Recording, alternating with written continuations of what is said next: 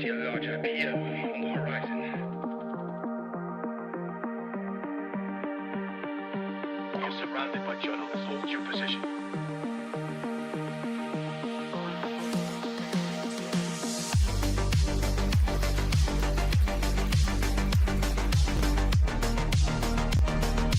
Overnight success.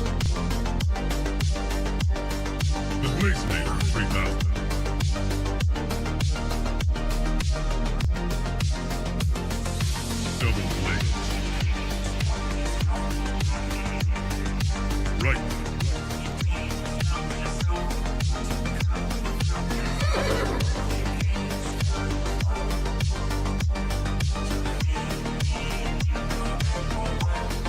That's misinformation.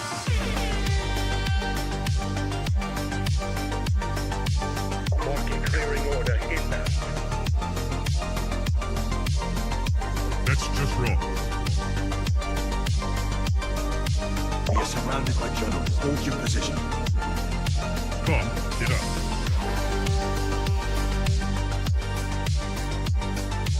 Trust the experts. Vibe coding.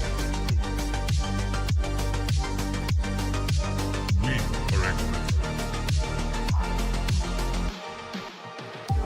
Founder mode.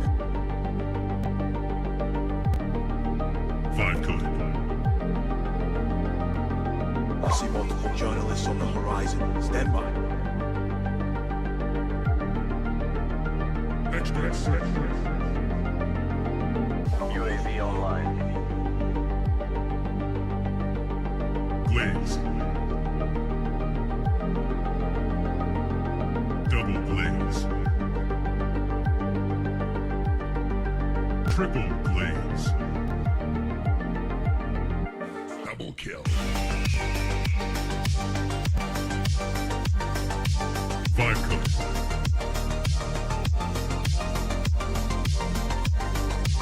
Wrong.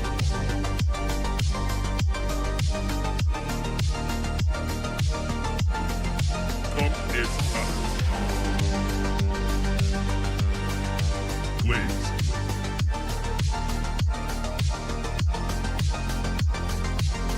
Team deathmatch.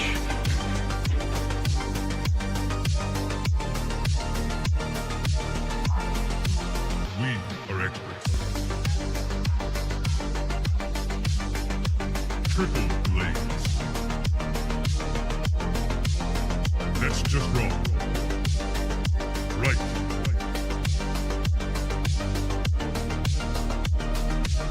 Market clearing order inbound. Come, get up.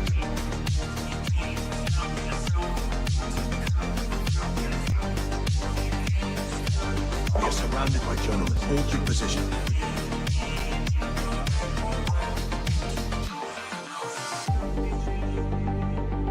Strike one. Strike two.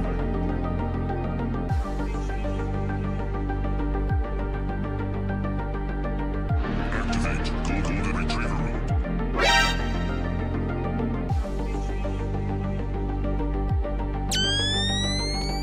Trust the experts. Market clearing order inbound. Vibe coded.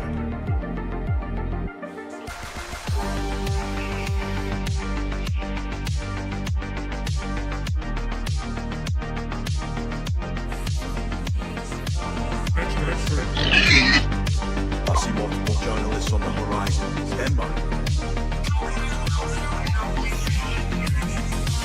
Founder mode.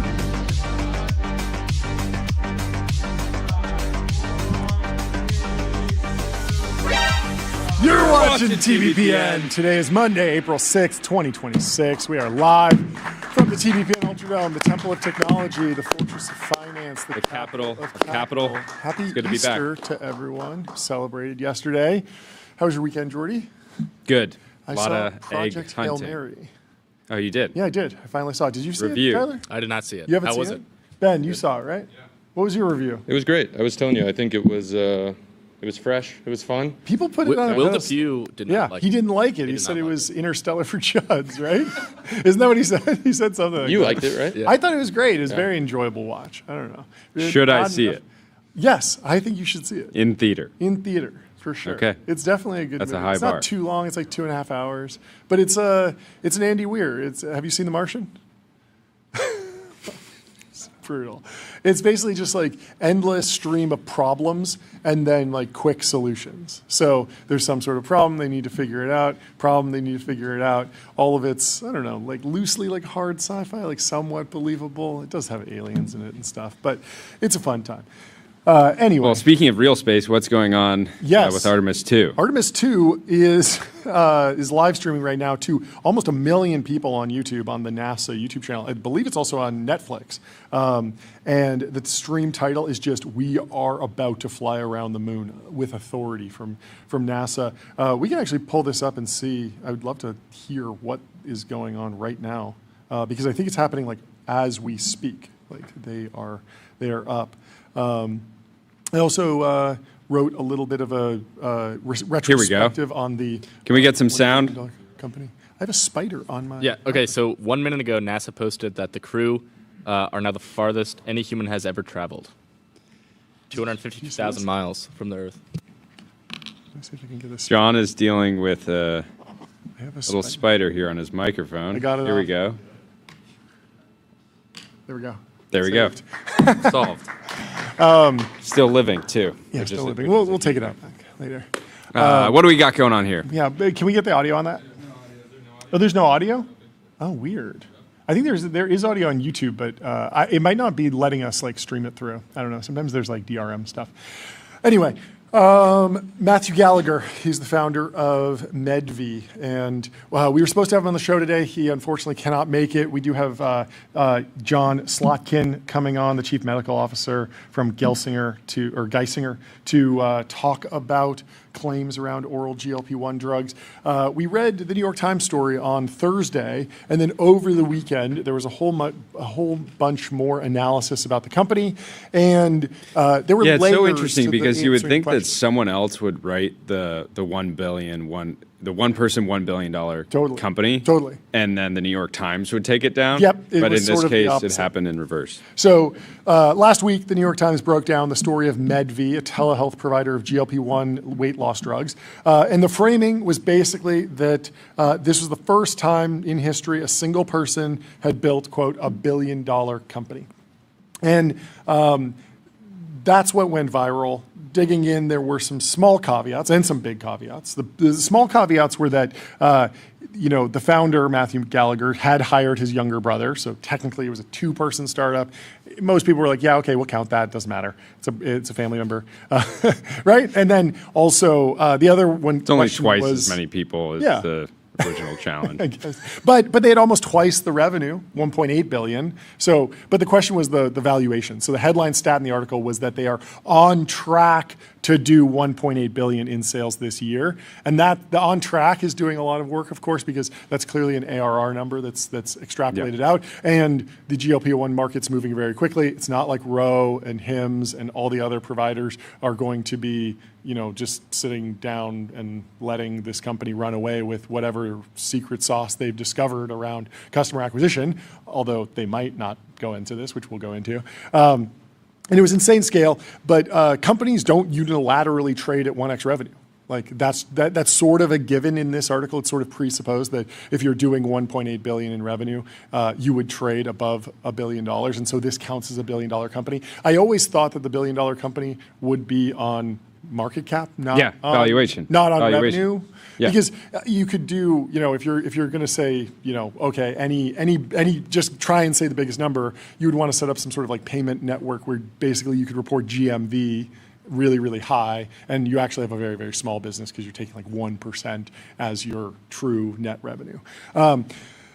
And so there was always a question about the margins, and then also revenue durability matters. Like the ongoing question around building these, one-person high-growth companies is their durability. Because if you can do it, and then I can do it, and then Tyler can do it, and then anyone with access to a coding model can build it. Yeah. Very quickly, we're going to erode each other's markets and trade market cap very quickly. And I think any VC that would look at this, they might get to a point where they're like, yeah, this is a unicorn company. Look at the growth. I think there's something here. But at the same time, you could see someone like a private equity guy valuing this and saying, well, I need to see a lot of risk. I need to see durability. There's some lawsuits. Exactly. And we'll get into that. So MedV uses two companies, Care Validate and Open Loop Health, to handle the doctors, pharmacies, shipping, and compliance. And we'll get into the compliance thing. But that's a lot of outsourcing. And of course, that outsourcing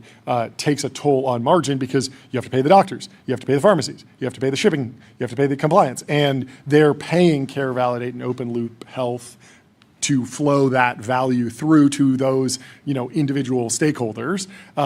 So it's still. Yeah, I started asking, what does this company actually do itself? Just marketing, and maybe they're too aggressive about it. We'll get into it. So these GLP-1 drugs also aren't cheap, and when you sell them, even when you sell them legally, even as a telehealth wrapper, a lot of the value is going to accrue to the pharmaceutical companies that own the intellectual property. At least that's how it should flow when things are functioning properly.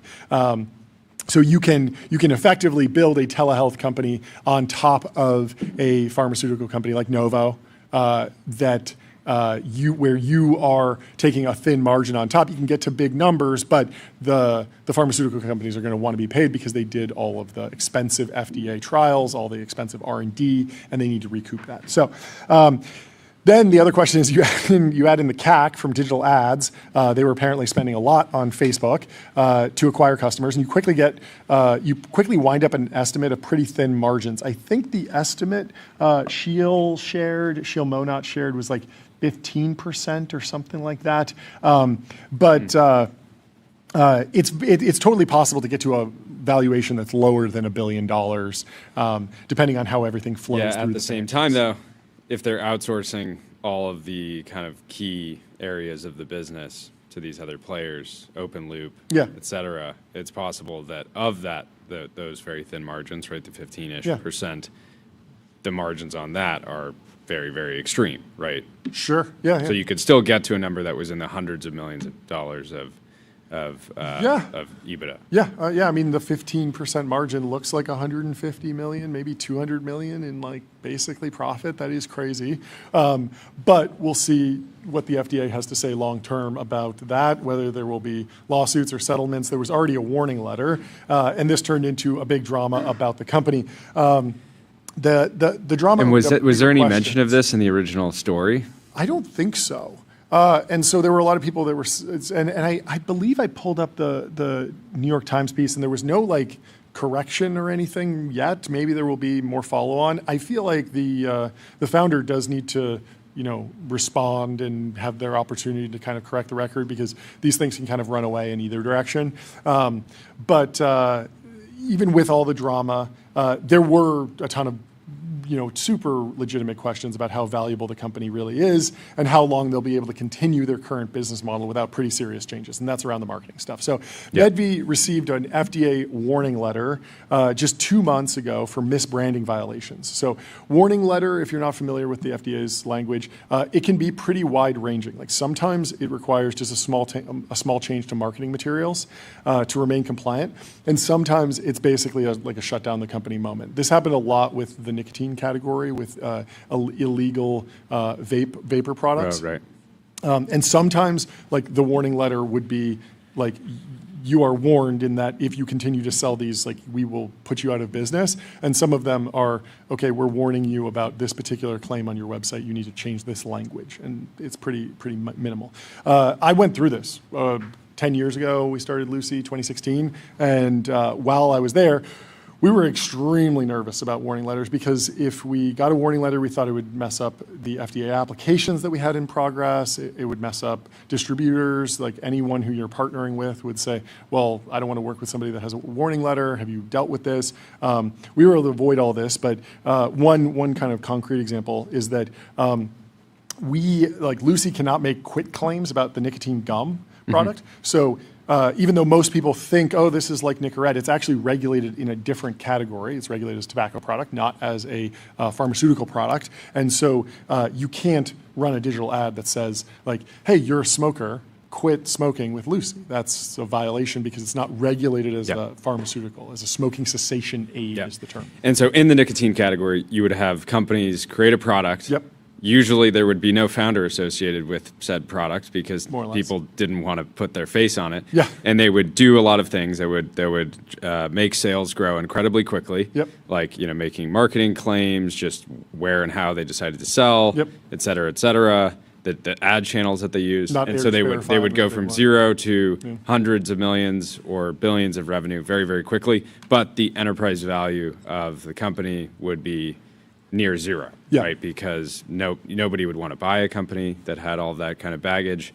And so if you were going to value it, it'd be like, what is the very, very, very near term, sort of like revenue opportunity? Yeah. I mean, the famous comparison is Juul versus Puff Bar.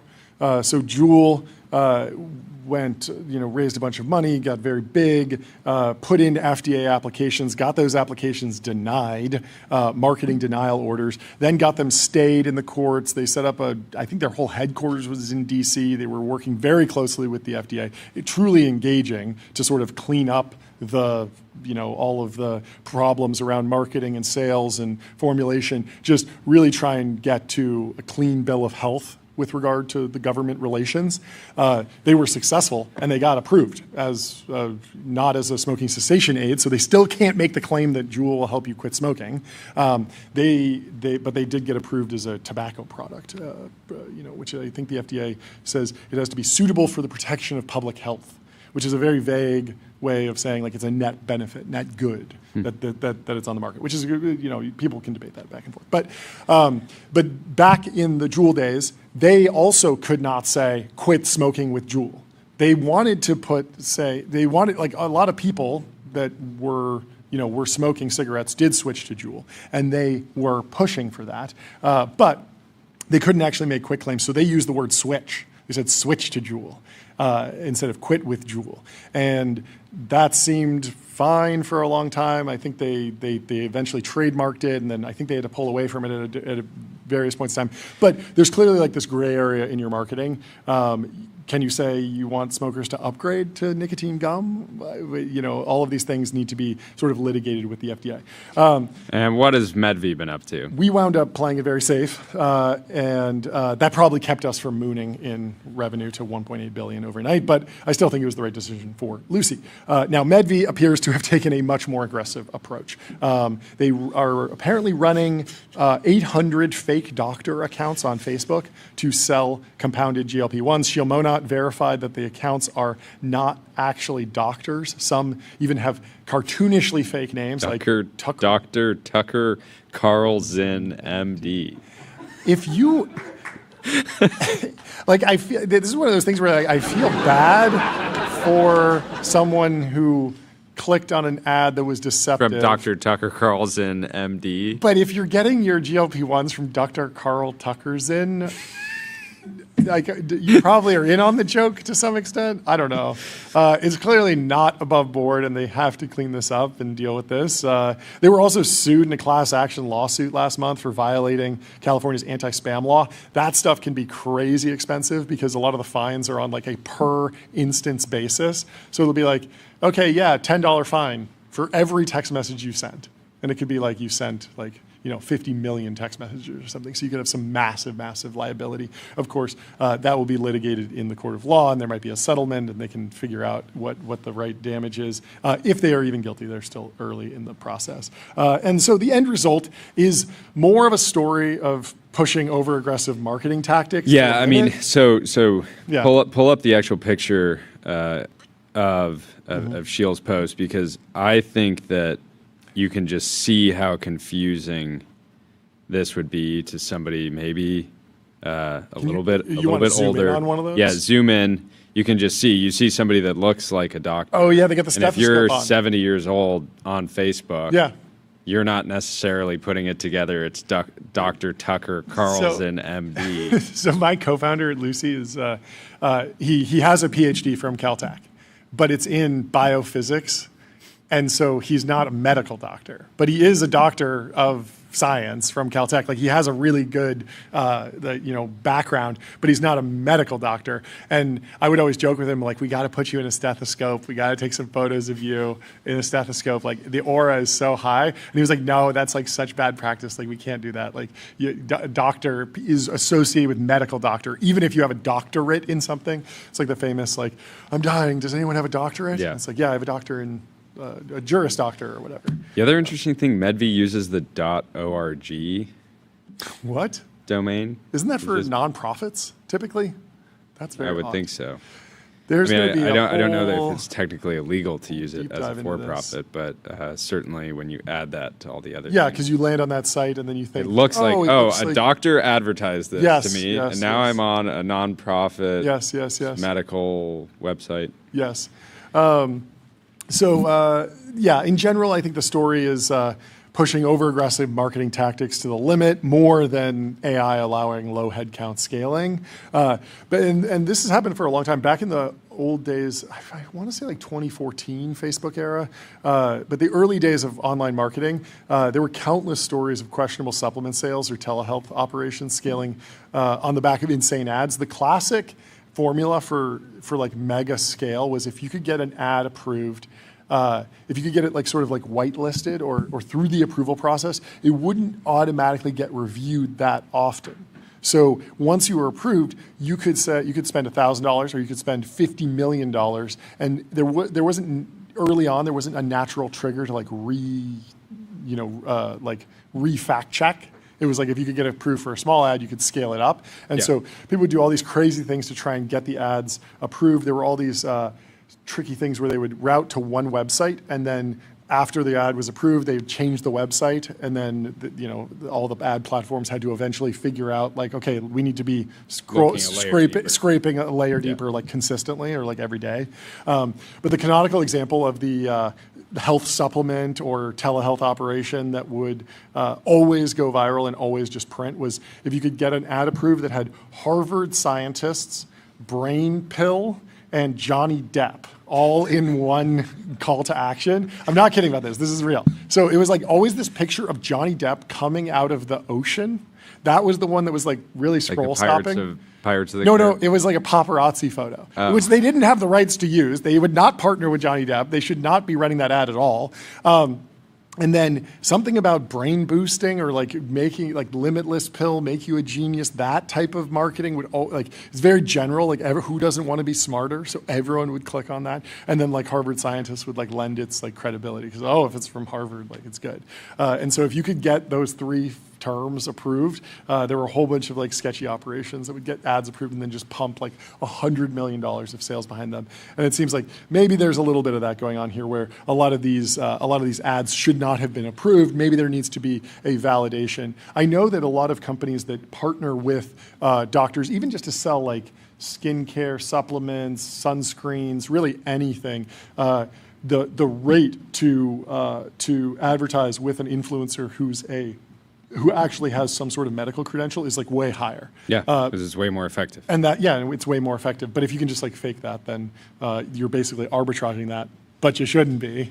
So we have 2 employees, but 800 fake doctors on Facebook. Not great. So we'll see how this works out. I think the press tour is probably canceled, ended for the near term. Okay. Well, we're always welcome. Founders still welcome to come on. I think people have a lot of questions for the founder, Matthew Gallagher. We'd love to have him on the show and dig into all this, because maybe there are some good context that is missing from all of the criticism that's been levied over the weekend. But we'll see. So I was reflecting on like we're still in pursuit broadly of this one-person, $1 billion company. It's still an interesting question. Will it happen? Why might it happen? Why might it not? Yeah, in my head, it was always new startup is created. Yeah. Into like solo founder creates a hit product, raises 100 on $1 billion, and that is like the cleanest path. Yeah. Because for so many other paths, you just run into yeah, maybe I want to be the one person, $1 billion company, but I want to win more. Yeah. And so if adding incremental people helps me build a better company, Yeah, there's Ryan why would Peterson's point, right? Yeah, why would I not add at least a handful of people? Yeah, right? yeah, totally. So yeah, I mean, I think software is an interesting category, especially if it was open source software somehow, where there was some sort of flywheel where you could verify what was actually built, and then you could verify what the sales were because it was done on some, sort of open platform or some sort of, some sort of thing where the actual reporting and the analytics. I mean, apparently the New York Times did verify the run rate that they use, so their money was flowing through the business. But having a much cleaner representation of what the financial picture is, I think would help. I was personally excited about the prospect of a video game. And just more video game developers seeing breakout success. So.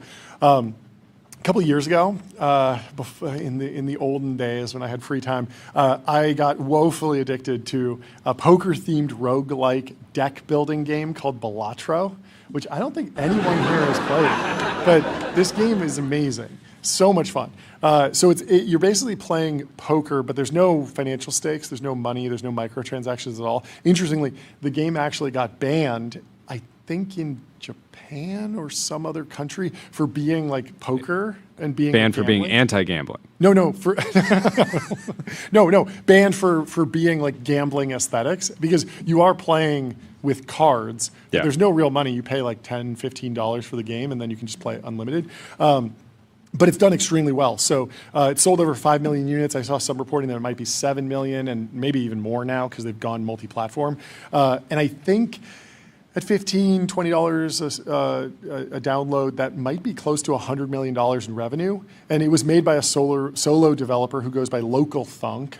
Over a 2.5-year period, he originally wanted the game to be a side project that he could put on his resume, but it wound up being a massive success. And so depending on your valuation methodology, you could probably underwrite Balatro close to $1 billion if it's generated $100 million of basically free cash flow. There was obviously 2.5 years of R&D, but that was just this developer's time. The future revenue streams, the offshoots, the merch, like you get to a number that's close, and you have to imagine that his 2.5-year development life cycle would have been pulled forward by the help of AI. So he basically developed the game entirely in the pre-AI period. So it came out. Does it still have momentum?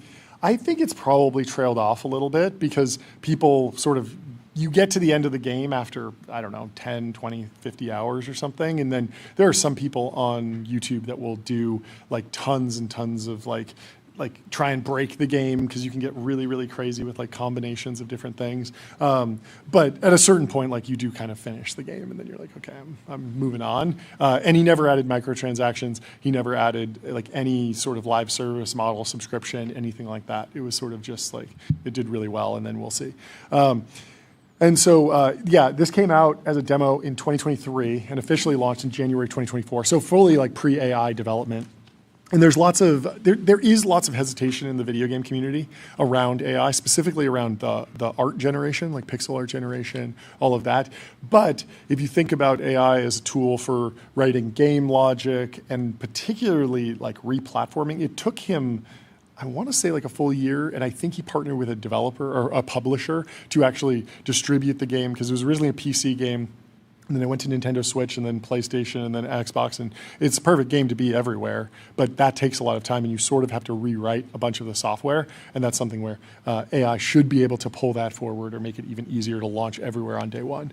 And so the interesting thing is that Balatro broke through because it paired like this familiar design language with this wildly engaging progression system. And so bringing fun ideas like that to market faster is something that like I'm really looking forward to. And we heard Sholto from Anthropic talking about like building his own RTS game. And obviously he has a full-time job. So this would be certainly something that would be like extra. We've been working on a bunch of simulators that are sort of feeling like games. Some of the mechanics are getting pretty good now. Game-like. But you have to imagine that that in the future there'll be more and more game developers. Yeah, I mean, some of the stuff that I've seen internally at TPN, it's like going to blow. Already vague posting. Vague posting. Are you the vague post king? Have you stared into the abyss yet?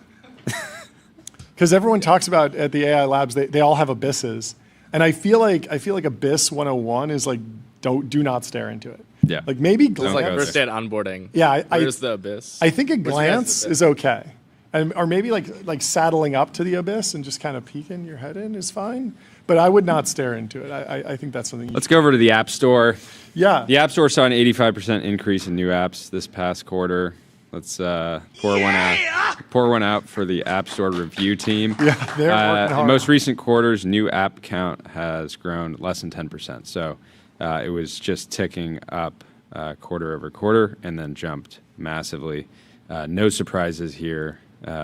Feel like everybody that I know outside of tech has an app now. They're unconstrained. They have an app, but at the same time, I have yet to find an app that's on my home screen that was solo developer vibe coded, something like that.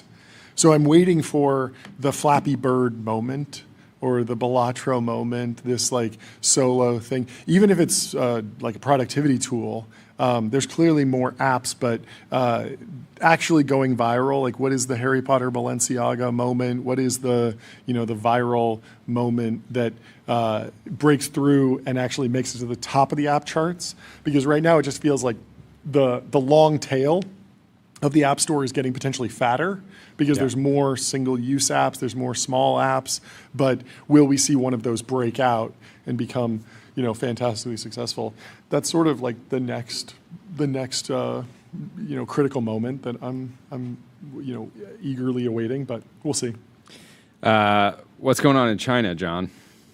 The pork industry is a victim of its own success. This story is incredible. They got swine scrapers over there.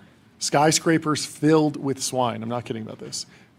So this is from The Economist, and I read this yesterday and really enjoyed it. Pork holds a unique place in the Chinese diet. It was once a symbol of the good life. The Chinese character for home is a pictogram of a pig under a roof. It is so important that the government has a strategic frozen pork reserve, and the news media are always full of the ups and downs of the pork industry. It's like they got to cover it like it's a horse race. Like what's going on? It's the pork race. No, it's serious. TBPN for the pork industry in China. That's the real opportunity. There have been plenty of peaks and troughs in the past decade. The trough is active over there, literally. In 2018 to 2019, when African swine fever ravaged pig herds, many smaller backyard farms were wiped out. Prices went through the roof. Before long, the industry came trotting back. The big worry now is that it is doing too well. More efficient farming methods producing ever more pork are colliding with slow consumption of the meat. Now all the news is about overcapacity.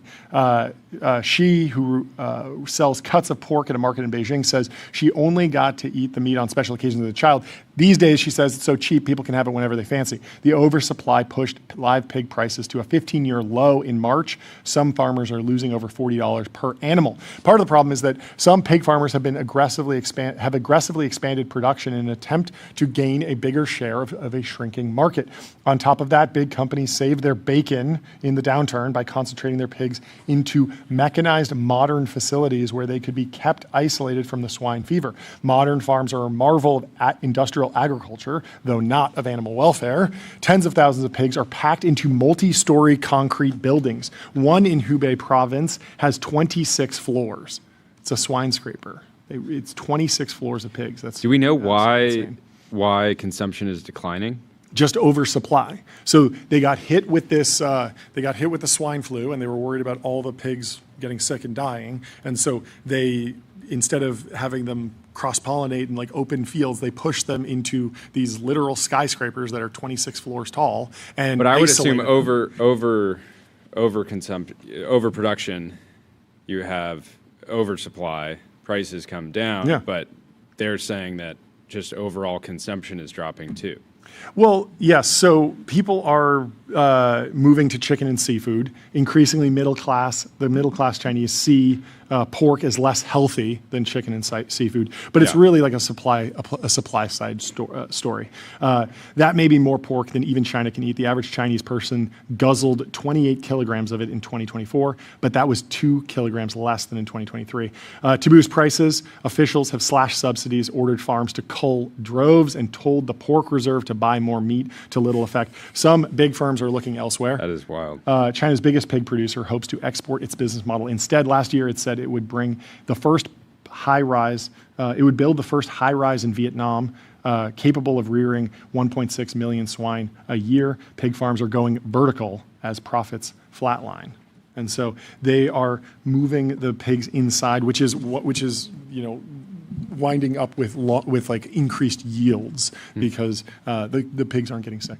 Anyway, America's best new weapon in Iran is a drone inspired by Iran. You had asked about this on one interview we did with someone. Yeah, I forget who it was with, but I was surprised to see the U.S. copying the Shahed because it feels like you were surprised to see them copying it or not copying it. No, it feels like entirely the smart move. Yeah, it's battle tested. Yeah. They're cheap. Yeah. We have a good understanding of their capability because American allies have faced off against them. So there's a lot of reasons that it makes sense, but I feel like America had to swallow its pride to some degree to copy something that the enemy made. So yeah, they're calling it the Toyota Corolla of drones. The powerful, low-cost attack drone the U.S. is using in its war with Iran doesn't come from one of America's more than 400 venture-backed drone startups, and it isn't the product of Silicon Valley ingenuity. Instead, the drone having its moment in the Middle East conflict was designed by the U.S. military itself using reverse-engineered Iranian technology. From the earliest days of the war, the FLM-136, or Lucas as it is known, has been wiping out Iranian military targets while better-funded hardware systems and drones from defense startups have had little involvement. It is a victory for the U.S. military, which went from blueprint to battle-ready drone in less than 2 years, jettisoning its tradition of slowly buying very expensive equipment. The creation of Lucas is an early proof point. That's a narrative violation. A new strategy of making cheap drones quickly, and a sign that the Pentagon can change the way it does business to better prepare for modern conflict. So I want to know so much more about so they're not subcontracting this at all? Is this all, is the entire supply chain the U.S. military itself? Are they milling the parts in factories that they've built? During the Biden administration, a small group in the Defense Department seized on the idea of America building its own version of the Iranian Shahed, a fearsome attack drone that militaries and proxy militias across the globe have sought to duplicate. Russia, which is lobbing about 4,000 modified Shaheds at Ukraine every month, according to Ukrainian government data, did more than any other country to demonstrate the drone's capabilities. A small team in the U.S. military's research and engineering office put together plans to build an attack drone based on deconstructing a Shahed the military had recovered from Ukraine. It was the first known occasion in around half a century that the U.S. had reverse engineered another country's military technology for its own use. Former defense officials said the last time it was a Soviet-made pontoon bridge. That's interesting. A former senior defense official described Lucas, which stands for Low-Cost Unmanned Combat Attack System, as the Toyota Corolla of drones. It may not have all the features or top-end components, but it was built to be affordable and plentiful. The cost of Lucas ranges from $10,000 to $55,000. That's a big range, according to a Pentagon spokesman. In line with the Iranian model, Tomahawk long-range cruise missiles, several hundred of which have been used in the war with Iran, cost at least $2 million apiece. The Defense Department is committed to scaling cost-effective autonomous solutions for the joint force, and Lucas continues to be a prime example, the spokesman said. Former senior Pentagon official Michael Horowitz, who is one of the leaders of the team that developed Lucas, said that other militaries had the ability to make their own low-cost, long-range precision strike weapons. The issue was the U.S. was spending nothing, $0 on that kind of system. He's now on the Council of Foreign Relations. Lucas was given a spot in 2024 in a Biden-era initiative to field thousands of autonomous weapons by last August. Its inclusion was controversial, said former military officials. Lucas wasn't just a mock-up, but it beat out more mature systems on the offering. Interesting. Because the government owns Lucas's intellectual property, it is using the same approach it employed in building ships during World War II, enlisting a cross-section of second and third tier manufacturers, who crank out the drones on demand during wartime. Little-known Scottsdale, Arizona-based Spectre Works and Huntsville, Alabama-based Integration Innovation were tapped to build the drones. So they are partnering with private companies to actually build an assembly of these drones. A total of 5 manufacturers will be selected, each set up to produce 300 drones a month. A former senior defense official familiar with the plan said. Spectre Works and Integration Innovation didn't respond to requests for comment. The Marine Corps was first to use the drones and then ordered around 6,000 destined for the Indo-Pacific. But then the war with Iran began. The drones were handed over to U.S. CENTCOM in February and made their first appearance in combat. The Trump administration has enacted sweeping reforms in defense procurement, making it easier for the military to quickly buy weapons and emphasizing commercial technology to modernize the U.S. arsenal. In particular, an August decision by Defense Secretary Pete Hegseth to rescind long-held requirements, processes for acquiring technology made the rapid deployment of Lucas possible, current and former defense officials say. Still, other changes will take longer to trickle through the Pentagon's bureaucracy, and it will take time to reorient America's to a new way of fighting wars, even as China is developing advanced ways to strike the U.S. While Lucas has been a success against Iran's degraded air defenses, that isn't a guarantee. It will be a battlefield star in more complex environments, an electronic warfare expert said. In the Middle East, there is no meaningful jamming of GPS, which can cause drones to crash or fly off course. Every technology gets defeated at some point, he said. There's also still a worrisome lack of cheap U.S. counter-drone technology, which has allowed Iranian-backed militias to continue using small drones to menace U.S. military bases in the Middle East. The small number of unmanned surface vessels in the region are still years away from being the autonomous fighting machines their manufacturers have promised. The absence of a broader supply of modern cheap U.S. systems in the Iran war has served as a wake-up call. We're not ready, said Julie Bush, co-founder of the defense tech firm Valinor Enterprises and a former Palantir Technologies executive who's been on the show. The government doesn't have what it needs to scale that they what it needs at the scale that they need it. Yeah, did you see that AGM post Antonio Garcia Martinez said about how maybe there are actually ships that are going through the Strait of Hormuz right now, but they just turn off all of their transponders? Yeah, I mean, I think the estimate is around 10 ships a day are going through, down from 100 pre-war. Yeah. But there could be more that just aren't, that again have their transponder turns off. Yeah, he was saying something about like people will turn off their transponders even when they find like good fishing spots because they don't want other people to find their good fishing spots, and so it's done more than people think, I guess. But Citrini is over there. Citrini, research analyst, made it over to the Strait of Hormuz in an absolutely insane move and some real crazy investigative journalism going on. I'm hoping to have Citrini on. I obviously want to be secure about whatever is shared because it does seem like a risky proposition to be over there right now. But love seeing them. Love seeing the reporting so far. In other tech news, Anthropic is making its own splash with an acquisition. This was on Thursday, April 2nd. $400 million for Coefficient Bio, started last fall, developing an AI drug R&D platform. The startups team will be joining Anthropic's healthcare life sciences group, which is aimed at developing tools for biotech workflows, ranging from drug discovery to clinical tests. Very exciting. Dimension Capital owned over 50%. Who is Dimension Capital? Have we had them on the show? I don't think so. We probably should. Capital? That feels like a multi-stage research-oriented investment firm partnering with companies across the frontiers of science and compute. Well, huge win for them. Congrats to the folks. Yeah, not bad. Not bad at all for 6 months. There's also an article in the Wall Street Journal about OpenAI, Anthropic's finances reveal challenge from Berber Jin, Scoop God. OpenAI and Anthropic are racing toward potentially record-breaking IPOs by the end of the year. An inside look at the financials of both companies prior to funding rounds completed earlier this year show their Achilles heel, the soaring costs needed to train new AI models. OpenAI expects to spend $121 billion on computing power for AI research in 2028. That means the company anticipates burning $85 billion that year, even after almost doubling sales from the years prior. Such losses would dwarf that of virtually any other public company in history. Anthropic doesn't expect to spend nearly as much, but its rosiest forecasts tell a similar story of mounting computing costs.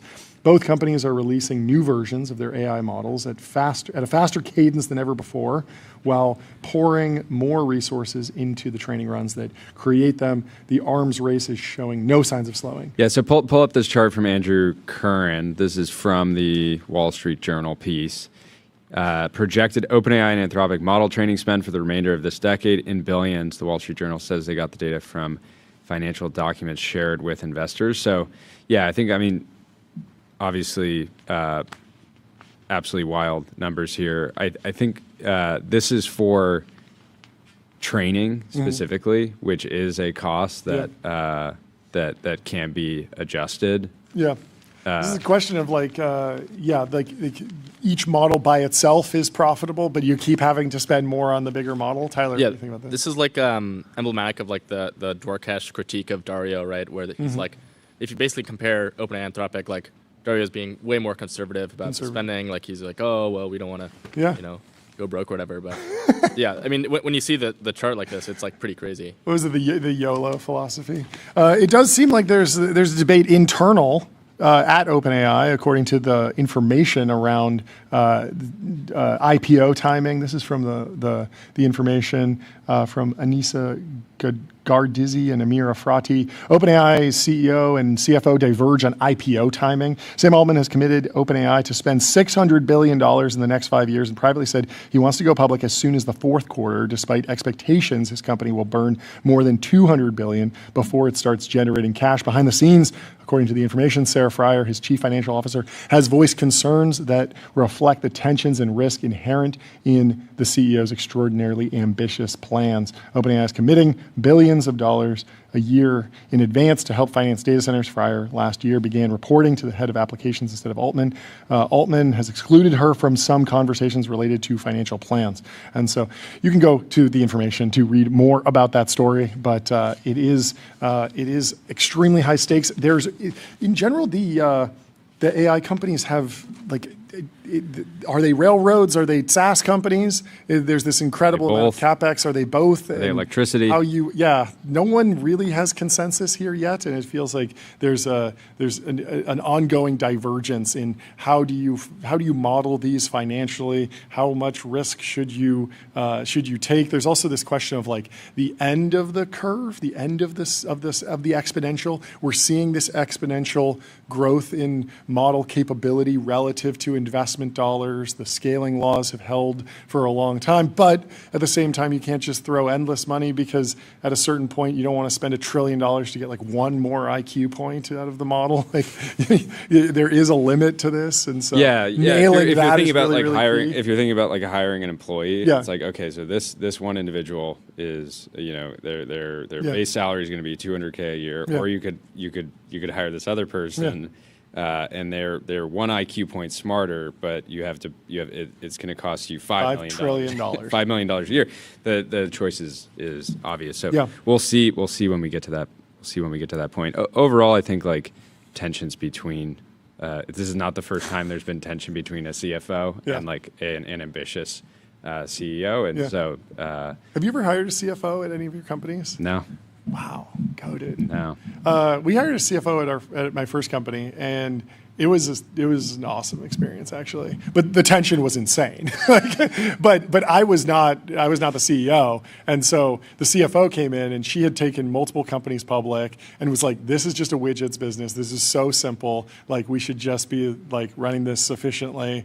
And of course, there was like a big debate about that. But she was very, very formative in my early business career.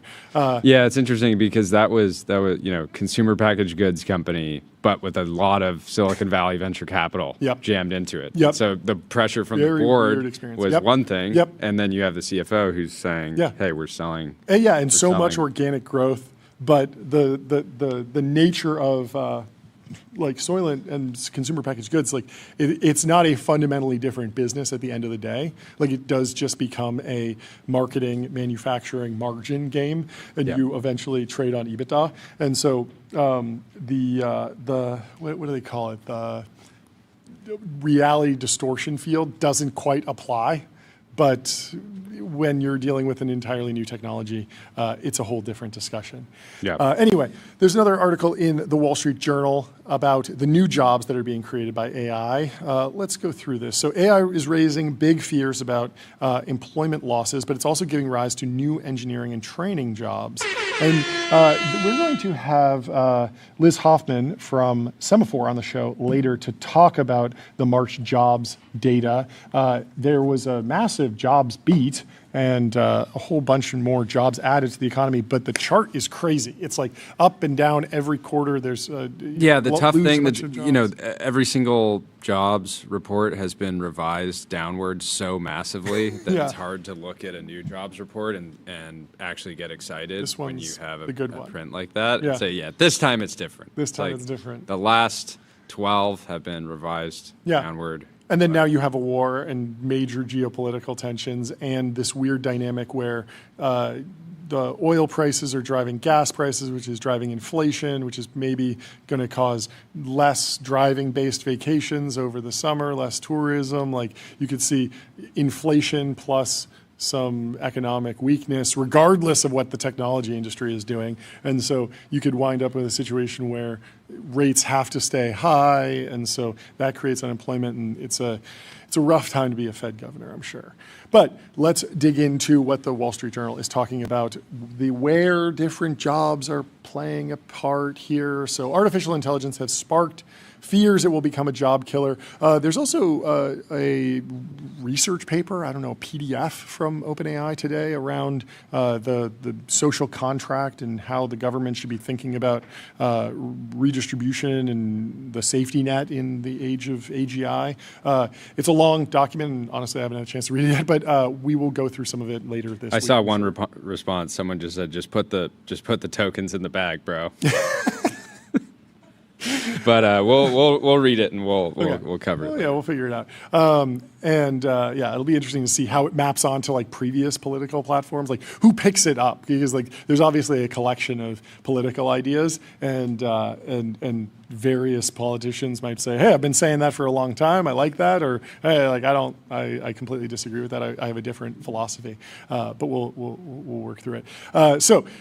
AI is also fueling a crop of new careers. AI created 640,000 jobs between 2023 and 2025 in the U.S., according to an analysis by LinkedIn of job posting data, including new white-collar positions such as head of AI and AI engineer. That tally doesn't include the huge number of temporary construction jobs tied to building the mammoth data centers AI relies on. And I'm wondering how temporary will they be if the ramp, I mean, if the CapEx ramp continues and you're going to build 10 times as many data centers, you would imagine that there's 10 times in some ways temporary construction jobs. Many construction jobs are temporary, right? You build a house, job is over, you move and build the next one. Yeah.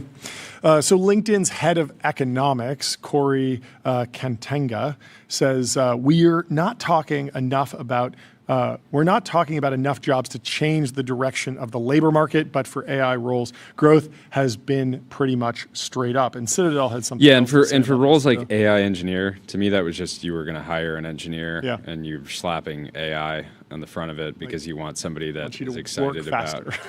Just somebody that's excited about AI. Yeah, and maybe more greenfield projects. Maybe something that's it's like the new full stack. Like no longer are you hiring like a back end engineer, front end engineer necessarily. Like you might be hiring someone who's more flexible. What do you laugh at? I love how the first example, this guy Zach, who they're profiling in this, the first picture of him is just him with a surfboard running into the ocean. Hey, he's surfing after work. He's got a good work-life balance. Let's read that. Looks like the middle of the day to me. look at the just look at where the light is, John. That's not after work. Unless he's wrapping up work. Not another word about surfing. I don't want you getting canceled again for being anti-surfing host. What were you? You were anti-surfing before work? I was saying after work? Surfing in really cold water before work. Oh, is bad. has not worked well for me. Okay, for you. Apparently, there's But people out got there really mad at you. that Yeah. death threats. Yeah. Did you get death threats? No. No. You just got dunked on. It's fine. It happens. Zach Kinsler, who's 25 years old, got his master's degree in business analytics less than 2 years ago. In February, he assumed the title of head of human AI solutions at Boodlebox, an AI education startup based in Colorado Springs, Colorado. His job involves client training and using AI to speed up tasks for coworkers. That is a good gig. Kinsler works remotely from San Diego, wanted to work with AI, and says he feels lucky to land in a growing field. The conversation about whether artificial intelligence is good or bad needs to go away because it's not going to go away, he said. One of the biggest questions facing a shaky U.S. labor market has been especially hard on white-collar workers is whether AI's ability to mimic human skills like research, writing, and coding will cause significant layoffs. Big cuts at Oracle this week, while the company invests heavily in AI data centers, underscored some of these worries. Corporate leaders, including some in the tech world, have issued grim forecasts about AI's potential to replace white-collar workers at a massive scale. According to a recent Goldman Sachs research report, AI could automate tasks that account for a quarter of all working hours in the United States, especially in fields such as administrative support, legal work, and architecture and engineering. One interesting pitch I was hearing, I think it was from the OpenAI doc, was I think it was during the Industrial Revolution, the unions lobbied for the weekend, the idea of the weekend, and that just became a thing and stuck around forever, basically. And so there's a question about do we pitch a 4-day work week somehow nationally, some bigger thing? I don't know. There's all these interesting competitive dynamics, and obviously people wind up working on the weekends because they're like, I want to outcompete the David rivals. Center is like, I want all my enemies to move to a 4-day work week immediately so they can properly relax and recover. Mandate that for everyone except me. Still, analysts say it's hard to judge how many job cuts thus far are genuinely attributable to AI and which are being made for financial or operational reasons. This is something we've been going back and forth on forever. A new survey of 750 chief financial officers found that AI had essentially no negative employment effect in 2025. But data show employers are increasingly hiring for AI talent. In 2023, AI-related roles made up only 1.6% of all job postings, according to an AI job tracker co-led by Anil Gupta, professor at the University of Maryland's Robert H. Smith School of Business, and job market data company LinkUp. I've never heard of that before. 2 years later, that figure had more than doubled to 3.4% of all job postings being AI related. One rising job is head of AI. That's a good gig. In the 3 years from 2023 to 2025, companies sought to fill 225,000 such jobs. There are now 225,000 heads of AI. You need 20 years of experience prior for most of these jobs, which is maybe tough to put that together. No, I'm joking. We should talk about China's what's happening in the Chinese AI talent race over in The Economist. Yes, Dave Friedberg was talking about this on stage at Hill and Valley about how there's been this big flippening from where research is coming from. The headline stat is something like 50% of, where is it? 50%, okay. This was from Jensen Huang at NVIDIA. He said, is it possible that the United States falls behind China? He asked himself a question during a question and answer session about artificial intelligence late last year. He says, the answer is absolutely yes. That may seem surprising. For much of the last decade, America has been comfortably ahead in the AI race, home to the most advanced companies producing frontier models. Its engineers have access to deep pools of capital as well as a regular supply of NVIDIA's cutting-edge chips. But Mr. Huang's concern related to an equally important ingredient of innovation, human talent. Until recently, most leading AI research was produced by experts based in the West. That is changing. In 2025, for the first time, more studies presented at the world's top AI conference had lead authors based in China. Tyler, you have more comments? Yeah, I think it's just misleading, right? Because, okay, explain. A lot of the best researchers in the U.S. are studying, but they're not putting that work into studies. Right? So you can see, if you scroll down on that article a little bit more, you can see a chart where the U.S.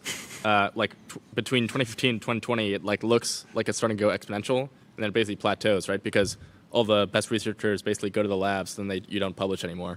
Wait, so which chart are you referring to? The one in... I'm looking in The Economist. Is it called Active AI Researchers in the thousands? Yes. Student early career. And so in the United States, it's growing, and then up until 2021, and then it stagnates because all the labs went closed. Yeah, and all the Chinese labs are still open source. Are still open source, yeah. Yep. So yeah, I think that's a... I don't know. That's a very reasonable mitigating point here. There is just the question of do you still need a pipeline of open source researchers, of a robust research practice? Also, if you're in the Ilya Sutskever camp of the age of research, maybe you do need a bunch of bizarre ideas that are happening, and you get more. Yeah, but I mean, Ilya's definitely not publishing, right? Oh, true. He's even more secretive. Yeah, but I think you could expand from that into there might be interesting knock-on research that gets pulled from random places, and the cross-pollination is valuable. And even if he's not a practitioner of that, you can still make the argument that research is valuable and cross-pollination is also valuable, and China does have that advantage. Yeah, I just think if you look at China, there's the anecdotal evidence of what happened to the Quen researchers, right? The people running that company are just not. Do we ever find out, did they go to XAI or what's Meta? going on? I don't think we know yet. We don't know yet. But clearly something is different about how they're thinking about researchers than in the U.S., right? Because those guys are extremely good. Yeah. And somehow there was some reorg happening. The chat is demanding an ad break. We'll figure it out. A lot of people were saying that the ads were part of the program. We will figure out a way to do something ad related. Until now, you have to put up with some random soundboard. And that's the best I can do for you. But there is a different article in The Economist. People who are just watching for the ads, I guess. China's new master plan for its tech economy in 2030 and beyond. And so they have, this is the 15th five-year plan for China's economic development. This was adopted in March, and The Economist is breaking it down. It talks of industrial upgrading, new quality productive forces, and the like. Yet in plain language, it translates into Elon Musk's fever dream. So China wants to build skies dotted with flying taxis, fusion power fueling factories manned by humanoid robots, unstoppable quantum computers, 6G mobile devices plugged directly into people's brains. It's a dream come true for you, Jordy. Are you you're gonna renounce your citizenship? What? Yeah. You're yeah, no comment. Absolutely. Yeah, sign me up. 6G. No, but obviously they're taking frontier sci-fi development very, very seriously, and it has a lot of knock-on effects. So past plans also displayed gumption. In 2015, the most high-profile plan in years, dubbed China Made in China 2025, set the goal of catching up with America and ending reliance on foreign technology. But catching up, which China has pulled off in areas like electric cars, clean energy, and even artificial intelligence, is one thing. Dominating technologies of the future is another. Can they do it? One reason for this breathtaking ambition is the desire of Xi Jinping, China's leader, to usher in a modernized socialist state by 2035. Remember, he thinks he's going to live to, I think, 150. He was caught on maybe some hot mic saying, so he's thinking in centuries still. A modernized Chinese socialist is generating... It's possible he knew he was mic'd up, and he wanted to kind of downplay how he's thinking, right? He thought he in his head, he's like, oh, I'm easily 1,000. Easily 1,000. If I don't hit 1K. Yeah, but he's like, I don't want to sound crazy. But I don't want to sound too crazy. Got to give him something believable.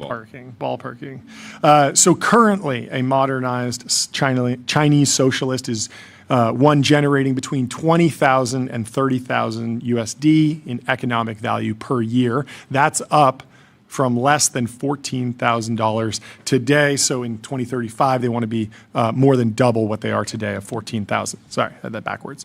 To meet that goal, itself a step towards China becoming a modernized socialist world power by 2049, the centennial of communist rule. GDP per person must grow 4 to 8% a year in the next decade, with Chinese consumers in a dour mood and exporters facing geopolitical uncertainty. The party believes only world-beating technology and resulting productivity gains can ensure success. So that requires picking up the pace, says The Economist.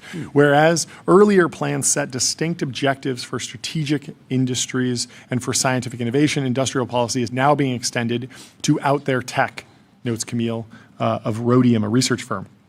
The latest plan ordains the commercialization of fledgling fields like AI robots, hydrogen power, and brain-computer interfaces, all in the next 5 years. Within another 5, the party wants breakthroughs in applications. I hate to interrupt you, John, but the chat is saying, Ryan and Jeff are saying, put a scroller of the guest schedule. Oh, that's good. Put the guest schedule on the scroller, yeah, which I think is good. Okay. And then We've Nick done that says, before, actually. where should we go to save both time and money? You know guys where to already go. know the Ramp.com, baby. answer to that. Time is money. Save both. Easy to use corporate cards, bill pay, accounting, a whole lot more, all in one place. You know I'm not going to forget the ad reads. I still have them on the tip of my tongue. John rattled off a lot to me over the weekend. Yeah, it was just for the two of us. Yes, subliminal ad reads. This will happen. The point of the plan is to signal to officials and investors which initiatives to back. This unlocks funds from central and local governments. Private capital follows on the assumption state involvement reduces risk. Research clusters attract not just technologists and money, but also marketers, lawyers, and other professionals needed to take tech from the lab into markets. Host cities enlist armies of bureaucrats who develop domain expertise. Proponents of Chinese techno-planning point to AI as proof that it works for cutting-edge innovation. When in 2017, China declared its intention to enter the global high-end value chain for AI by 2025, foreigners scoffed. Have they succeeded in entering the global high-end value chain for AI by 2025? No. Global, I mean, the... when I think global high-end value chain, I think... Semiconductors? Yeah. Yeah. Not quite. I think like the actual end product. The video model is really good, C-Dance. Totally. But that's maybe not maybe that doesn't count as the high-end value chain. I don't know. Anyway, let's see what the Economist has to say. In January last year, Western markets shuddered when DeepSeek, an AI lab, released a model that rivaled top American ones. No one is scoffing at the new goal of turning China into, quote, the world's primary AI innovation center. I'm scoffing. Are you scoffing? Scoffed up. Scoffed up. What do you think? Yeah, I'm scoffing. You're scoffing, The right? whole reason that Chinese AI is good is because they're just distilling on American models. Like, we know this. This is, like, true now. Like, we know this for sure. And the reason that the video models are good is because they don't follow IP? Yeah. Yes. Yeah. This is not cope. Yeah, I don't think this is cope. I think The Economist is coping. Oh, well. They are doing a lot of other things, though. So early results in several other areas look encouraging, too. The low-altitude economy. Ooh, new buzzword, new coinage. We got the orbital economy up in space. We got the low-altitude economy of delivery drones and flying cabs, born of private sector ingenuity, took off after capturing the attention of officialdom around 2021. State imprimatur for brain-computer interfaces first named a future industry in 2024 and a subject of its own plan in late 2025 has led universities to set up research projects and startups to launch products. Cities host specialist industrial zones and hospitals have published pricing guidelines for brain implants. They're moving quick. I would expect that the low-altitude economy does very, very well. I mean, DJI is super legit. Of course, they're going to have to compete with all of the different, not really compete because I doubt that. Yeah, does DJI have any delivery-focused products? I don't know, but Zipline just raised more money. They're doing very well. Google has a project, and there's a whole bunch of DJI other has companies that are DJI doing drone delivery. Flycart 100. Okay, I wonder what the scale is. Specifically for, it's an 85 kilogram max payload capacity. Yeah. 12 kilometer max flight. But again, that's something that doesn't, I mean, it requires like innovation, but really it's like a lot of manufacturing and regulatory. Like it's not necessarily frontier. Yeah, when research, I looked at, right? looking at the top of their, top of their plan, it's like they wanted to do electric cars, clean energy, and AI.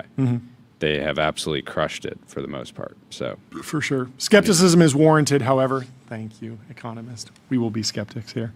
Earlier plans, including Made in China 2025, missed many goals. It doesn't feel like it. It feels like they crushed that one. They made everything. China beats the world in renewables tech and electric cars and matches it in AI. Debatable, but lags behind in critical areas like advanced chips. Capital ends up wasted if it flows to places in which local officials duplicate efforts elsewhere, chase industries despite a lack of tech talent, or are loath to abandon failures. China's apparent desire to dominate every emerging industry may spread resources too thinly. Making a hoo-ha about the plans does not help. Uh-oh, we're in trouble. Made in China 2025 spooked America, which saw it as a challenge to its techno-economic dominance. It hobbled Chinese efforts in areas like chip making by restricting exports of crucial American inputs, the ASML lithography machines, of course. There is now talk of Made in China 2035, but any technology named in the latest plan can still expect a target on its back. Talk of using undefined, unconventional measures to achieve the plan's goals will not put Americans' minds at ease. The biggest challenge for Chinese planners is a function of their catch-up success. Those occurred in fields where the technology, like photovoltaic cells or lithium-ion batteries, had been around for decades and the market for electricity or cars was mature. Moving to tech's bleeding edge involves a lot more unknowns. Is there a business case for hydrogen power? How many people will want brain implants? This guy over here. Sign me up. Can quantum computers and fusion even be made to work outside the lab? China's plans implies it knows the answer. Market forces may have other ideas. Interesting. Well, we have some advice for young men in China who are trying to unseat America's techno-capitalist dominance. This comes from Sean Frank. He gives 25 practical tips to improve your life. Let's run through them. He says he's about to have his first son, so congratulations to Sean Frank over at Ridge. Here's what he wished he learned earlier in life, and I want your agree or disagree. So a $40 to $90 water flosser can save you a minimum of $4,000 on dental work. Use it every day. Are you a water pick guy? Does Sean have he has bags. Does Sean investor in water pick? I guess. Cordless Advanced 2.0 water I don't know. flosser? I've heard really good things. I've never done. Have you ever used a water pick? When I had braces, I used it. I do the analog. I actually floss. But Yeah. I use the physical floss. But maybe I should get one of these. I don't know. He speaks highly of it. Are you a big cavity guy? No, Have you ever got a cavity? maybe once or something. But I do pretty well. I like Yeah, brushing same. my teeth. I feel like it's refreshing. 2, learn something people will pay you for. Sports are awesome. College will be fun. But you need to learn a skill that the market values. It can be anything. A locksmith will have a better life than a master's in archaeology. Taking shots. Didn't you take a dinosaur class? I did. Wow, okay. I studied studied. for at least one semester Okay. for a specific requirement. Aced You're it. basically an archaeologist. Yeah. You should get a master's in archaeology. Yeah, Archaeology it seems is like a interesting fun gig. because if you want to make $40,000 a year and spend all your time thinking about dinosaurs, Yeah. and that is what you qualify Yeah. as a great life, then you're probably going to have a much better time, Yeah. much better life than being a locksmith. Yeah. So, and I think we were predicting that, everyone's wondering where will Jordy, where will John go as influencers? And I think the logical place was that you'd become a member of the data sphere, sort of like the manosphere, but for fatherhood. And a true knowledge of dinosaurs is pretty key to rearing a child, especially a young boy. yeah, I would say when I became a dad, Yeah. I struggled intensely early on with pronouncing Yes. names Yes. of the different dinosaurs. Yes. Right? There's hundreds. Yes. They have these names that are all just kind of mashed Yeah. together. It seems like they're always making new dinosaurs. You're getting. And they renamed a bunch we of them, probably too. have over 50 different Yeah. dinosaur books. We were lied to in Jurassic Park. The Velociraptor is the size of a chicken. I know that's one of the biggest.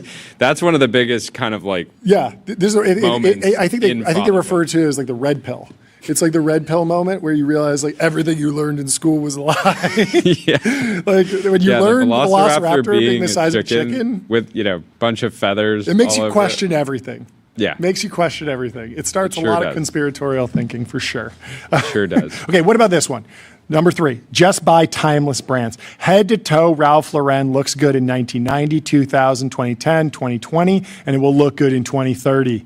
You have no idea when this photo was taken. Could be this week, last year, 2004. It was 2004. What do you think? Timeless brands, bullish, bearish?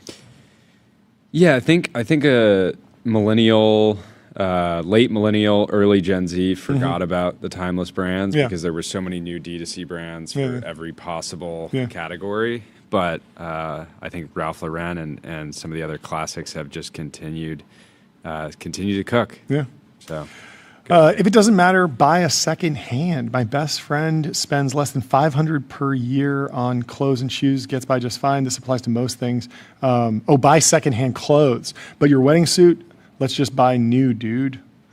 Be funny. Being funny is a skill. You can get funnier. You can learn to be funnier.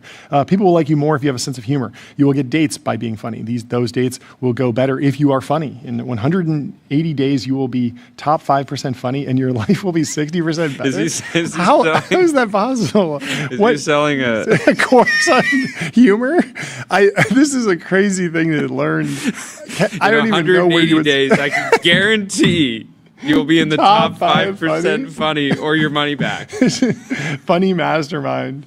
Is he on intro.com? I want to sign up. We need to get him to coach us. This is he's certainly funny with this post. Be the friend you wish you had. Everyone is lonely. Everyone is sitting at home more than they want. Just do things and invite people. It isn't weird or cringe if they feel that. It's on them. Text people out of nowhere and wish them well. Don't wait around for someone to invite you on their adventure. Time for a side quest. You have to make the life you want. It's okay to leave everyone behind and go do something cool. Don't feel obligations to people who are trying to hold you back. Forget about your Whoa. He's taking insane shots of me. But before, I think I've figured out why Sean's doing this. Yeah. He's a very busy guy. Yeah. To have a kid. He's running a business with hundreds of millions of dollars of revenue. He's launching new brands, all this stuff. So I think this entire list is he sees some of the young guns kind of nipping at his heels a little bit, and he's like, I need to distract them. I need to distract him. I need to throw him off the scent. I believe it. Well, he's taking shots at me with number 8. He says, being tall doesn't matter. Being lean does. Yeah, this is a good point, though. He says, you have no control over your height, and honestly, it's just cope to care. I'm 5'8" or 5'9", and height has never been a factor in anything I do, but you do need to be physically strong. Everyone needs to be able to do a pull-up. That's a good point. But with inserts, he could be 6'1", 6'2", cowboy boots, cowboy hats. He could be up 6'3", 6'4". Yeah, no problem. Sounds like cope. From Sean. He says, no one is thinking about you. Well, I'm thinking about you, Sean. He says, how often do you think about your old coworkers? Maybe once a year in passing. They aren't thinking about you either. Don't do things for the opinions of other people because those opinions are fleeting. That's a great point. It's okay to fail because people only remember the wins. You can be a loser for 10 years in a row, failure after failure, bankrupt, but as soon as you hit a big win, everyone loves you. This is a common theme here. But other people's validation is worthless.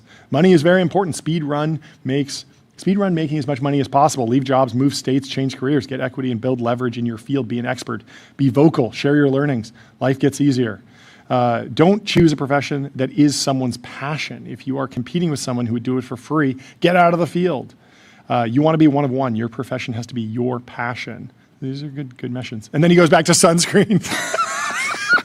He's just giving life wisdom, and then he's just like, and here's 2 more screenshots from direct-to-consumer companies: Face moisturizer and Better Screen UV serum. Is he holding Kiehl's? He says, I use Kiehl's sunscreen and Wild Roman. I do love Wild Roman. Shout out Sahil Bloom. But anything is better than nothing. The cheapest $1 tube will put you in the 1% of men. Are you a daily sunscreen guy? No. But lotion, anything, moisturizer? Yeah, I'll use sauna. I'll use a moisturizer, but yeah, sunscreen. I got kind of cooked this weekend. Oh yeah, a lot of time on the beach. Find your cohort. This is a group of people around your age in your chosen field, most often not school friends. He says drinking is bad. You should still try it and do it, but the risk reward is pretty low. It would be good to stop drinking by the time you're 25. Weed is bad, and you should skip that. Agree. Maybe old school weed was fun and free, but now this new stuff is too strong and will make you crazy. That is a good point. Find your relationship with God. God is real and cool and great and everywhere, but someone can't just tell you that. You got to find it. This will take your whole life. Never shame someone for doing what they have to do to survive. You don't know how easy you have it. You aren't better than anyone. The world is built brick by every single person doing their part. I don't know how my microwave works or water treatment works, but I love a burrito and a shower. If someone earns less in a different way, that they are important. Just tip well. So much fighting and discourse about tipping getting out of hand. Just forget it and tip well. We had this discussion earlier about when they turn the iPad around, you got to just tip. Be generous but logical. I'll give anyone in my life money once. It's a gift. I'm never being paid back. But when they ask again, they think you are a piggy bank. Who you marry will be the most important decision of your life. My wife is my best friend. We are perfect partners. And you better find that because you are with this person 12 plus hours a day forever. Act with honesty in everything you do. You can be cutthroat, you can be swift and decisive, but never steal and don't lie. If you are going to beat someone, you tell them how and why ahead of time. And number 25, no one is coming to save you. You are a man. No one cares if you are wronged. No one cares if something is unfair. You have to save yourself.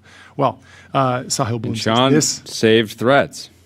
You saved threads? I mean, we haven't seen a thread like this. Oh, yeah. In a long time. This could have been an article, but he went back to the thread meta. I wonder if the thread meta is permanently back in vogue. I don't know. Anyway, we have our first guest of the show in the waiting room. Let's bring in Sam Broner from Better Money. Sam, how are you doing? I'm doing great, guys. First guest of the day. This is fantastic. Yes. Starting the week off strong. And kick us off. Wait. The whole problem we're facing is there's not enough noise. There's not enough soundboard. So kick us off with your news so I can slam the gong as hard as possible. Well, look, we raised $10 million to build a stablecoin clearinghouse. We're happy. Yeah, hit that gong. We're here to solve the problem of doing payments with stablecoins and making stablecoins really work for payments companies. Okay, back up and explain what is a clearinghouse broadly. Give me like the TradFi Yeah, what is the TradFi comp? Yeah. Well, you use clearinghouses all the time. Like when you do an ACH, you're sending money from one bank to another bank. Yeah. This is a clearinghouse is just how you connect financial institutions. There's a bunch of them. They're used frequently in payments. Today, just so you guys know, for stablecoins, when you want to go from one stablecoin to another, it's the equivalent of if you had to like sell Wells Fargo dollars to buy Bank of America dollars. And we know that's not how payments work. You probably have an intuitive understanding for that. And if you're a trad payments company, you're confused by this. And so we solve that problem. We make stablecoins sort of work how trad payments companies expect them to work. And okay, and is that going from USDT to USDC, or are there a bunch of other pairs? What pairs actually matter? Yeah, there's a bunch of pairs. So we support the Genius Bill compliant stablecoins, and we work with a bunch of the stablecoin issuance platforms like Bridge, like Braille. We can work with Agora, M0, and Frax. And so we have a bunch of great partners that we support their stablecoins. And you walk me through the background, how you got to this moment, launching the company, all that. Yeah, so I worked at the Boston Fed on their stablecoin initiative. Pretty trad stuff, excellent institution, and loved that experience. And then I was an investor at Andreessen Horowitz Crypto for 3 years. Priced off 300. Explain Andreessen Horowitz. Yeah. So A16Z. No. Yeah. Wait, what was the Boston Fed project technically like a CBDC?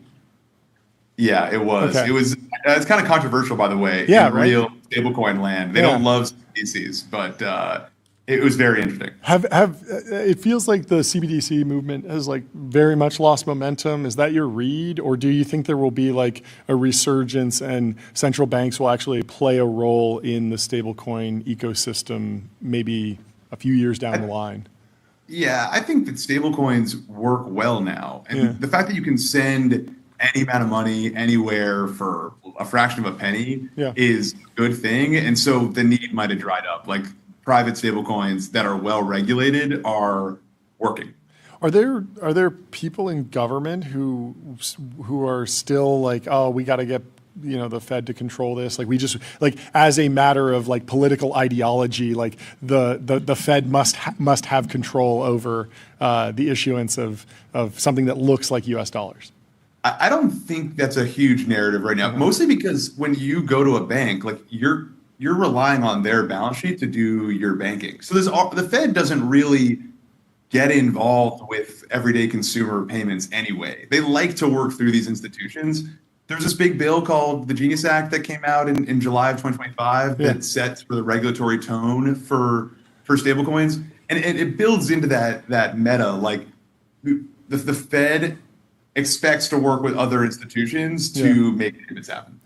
Walk through the Genius. You said it's like still being implemented. Like we've covered it a few times, but like where are we in the rollout and like the calcification of the actual law and rules that will all be downstream that like wind up getting implemented into stablecoin platforms? Okay, yeah. So July, the legislation comes out and it has really widespread bipartisan support. Over the last few months, the rules are now getting made more specifically. Like, literally, how do you do the accounting? What is the compliance obligation? Where does the money have to sit? The more interesting thing, though, is that big companies now feel very ready to adopt stablecoins. We hear about multiple RFPs for stablecoin projects a week. You get to work with some of those people. And that's actually sort of breakneck pace for these big orgs. Like they're not a big payments company is not accustomed to shipping a whole new product line on a whole new payment rail in 7 months. But that's what's happening right now. So so a big institution is like, okay, the stablecoin seem to be sticking around. I kind of need to create a strategy here. What are the things going through their head that they care about in terms of actually, integrating them into their product suite? I'm assuming they want to figure out how to make money from them. I'm assuming they are very risk averse early on, but how are they thinking about, setting up a project? Yeah. I mean, the first conversation probably is what should we do about stablecoins? And then, that's not the right time to really launch into a new stablecoin project. You got to identify a real need. And the real need is typically we can improve the quality of our treasury management, or we have a product that involves payments that we could do much better. So that might be remittances, it might be agentic payments, it might be streaming payments, it could be trade finance. That's often what we mean. But this is the kind of thing that they're excited to improve on. At what level of abstraction is integration actually happening? Because I imagine if I'm a big company, can I just go to my bank and say, okay, I'm sick of like these ACH fees. I want you to figure out how to use stable coins, and then I want to pay less.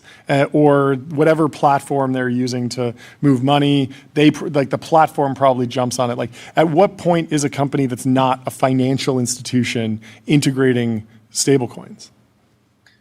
So first, I just want to give a little context on this. There's been a long history of big enterprises getting deeper into the payment stack. Okay. Airbnb, Shopify, Square, these companies kind of own banks now because they want that additional level of control to make their product better. And they can do all of this interesting next generation stuff once they get that integrated.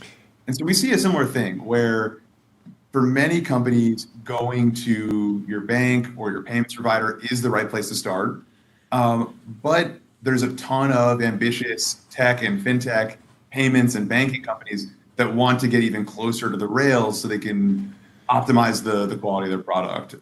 We'll see all things happen. I mean, there's always been retailers to simplify the stack. I remember it might have been Uber or maybe it was Airbnb, but there were a few companies that sort of launched like instant payouts for, it happened a lot on like gig work platforms. And it felt like the platform was basically just eating 2 days of working capital by paying for the service that's rendered immediately, even though they weren't going to get money from their customer for 2 days because of like the transfer. Is that the main motivation, like speed? I love that you brought that up, by the way. That's like a pretty deep cut. Yeah.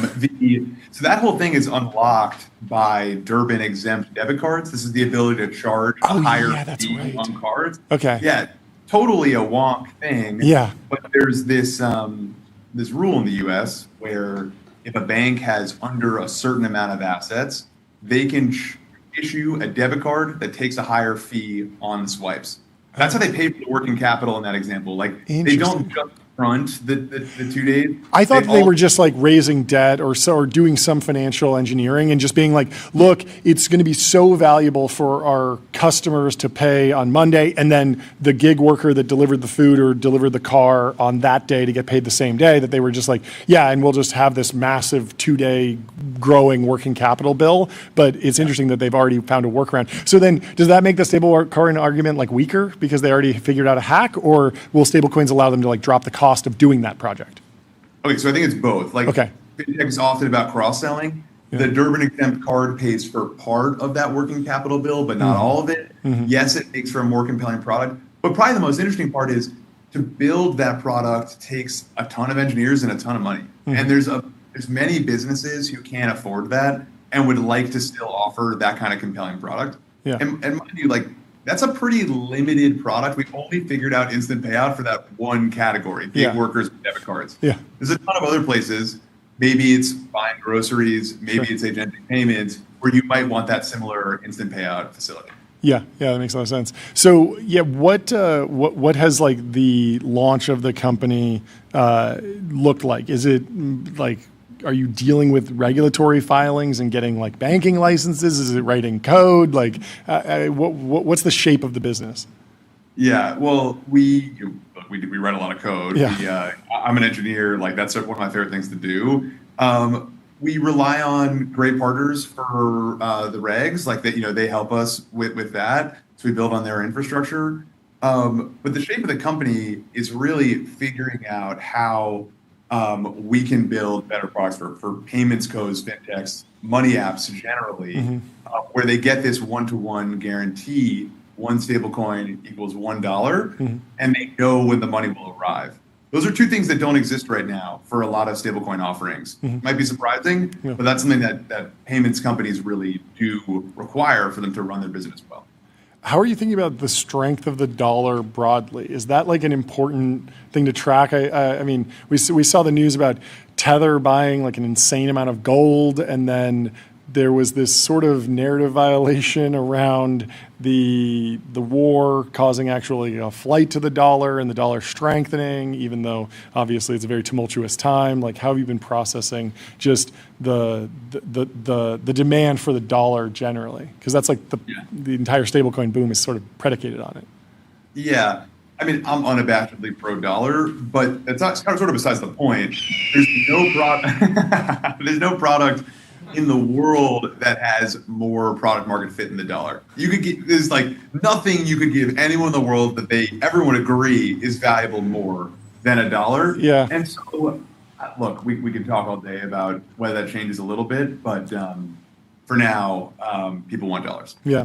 And then in terms of your sort of go-to-market growth, are you focused on those big companies, Fortune 500 companies? Are you selling deeper in the stack, B2B or B2B2B? Like how are you actually sourcing customers, growing the business? Yeah, it's a little bit of all of that. Like we see big companies who really want to be on stablecoins now because they can simplify a global treasury or build a new product. And we see a ton of very fast-moving, very savvy fintechs who want the same. Luckily for us, it's the same platform. It's the clearinghouse. And that's similar to how JP Morgan, Chase, and Wells Fargo all use ACH, but so does Ridgewood Savings Bank and Seattle First Chemical Bank.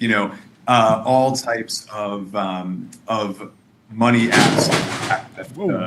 Sorry, we just had something fall in the studio. Just a chair or something.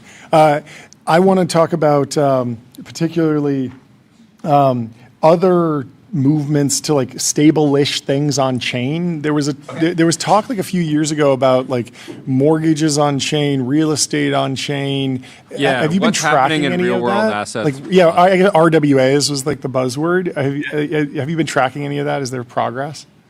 There's a ton of progress. Okay. I mean, certainly I think today there's a big announcement about another large trading venue trying to do on-chain securities. Yeah. I think that's likely to happen because people want access to 24/7 trading. There's events that happen outside of trading hours where it's helpful to have deep liquidity to react to it. Certainly at A16Z, saw so many of these stablecoin companies and so many of the RWA companies that were bringing the rest of finance on chain. In the recent months, I've been pretty narrowly focused on payments, but they touch RWAs because often you're paying into a trading venue in order to do trading there. We'll see a slow drip over months. This is not the kind of infrastructure that gets built in a day, but I think it will surprise people by being the type of infrastructure that gets built in a year or in 18 months, and you start to see a lot more access soon. Yeah, why is it slow? Is it because I understand with like Bitcoin, you have this consensus of all these different developers. It takes a long time to get agreement, but at some point it feels like the pace of acceleration in software needs to catch up. Are you feeling that at all? Yeah, it's definitely happening right now. I'll give you one little example. You own some public equity, and you once a quarter get this thick booklet of paperwork from them that tells you all about their quarterly. Yeah. This is a requirement. Like when you own a stock, you are getting that paper in the mail with their quarterly earnings. Yeah. And so you got to bring all of that infrastructure to interact with on-chain ownership. And there's these little pieces that all need to be solved well in order to bring all these assets on-chain.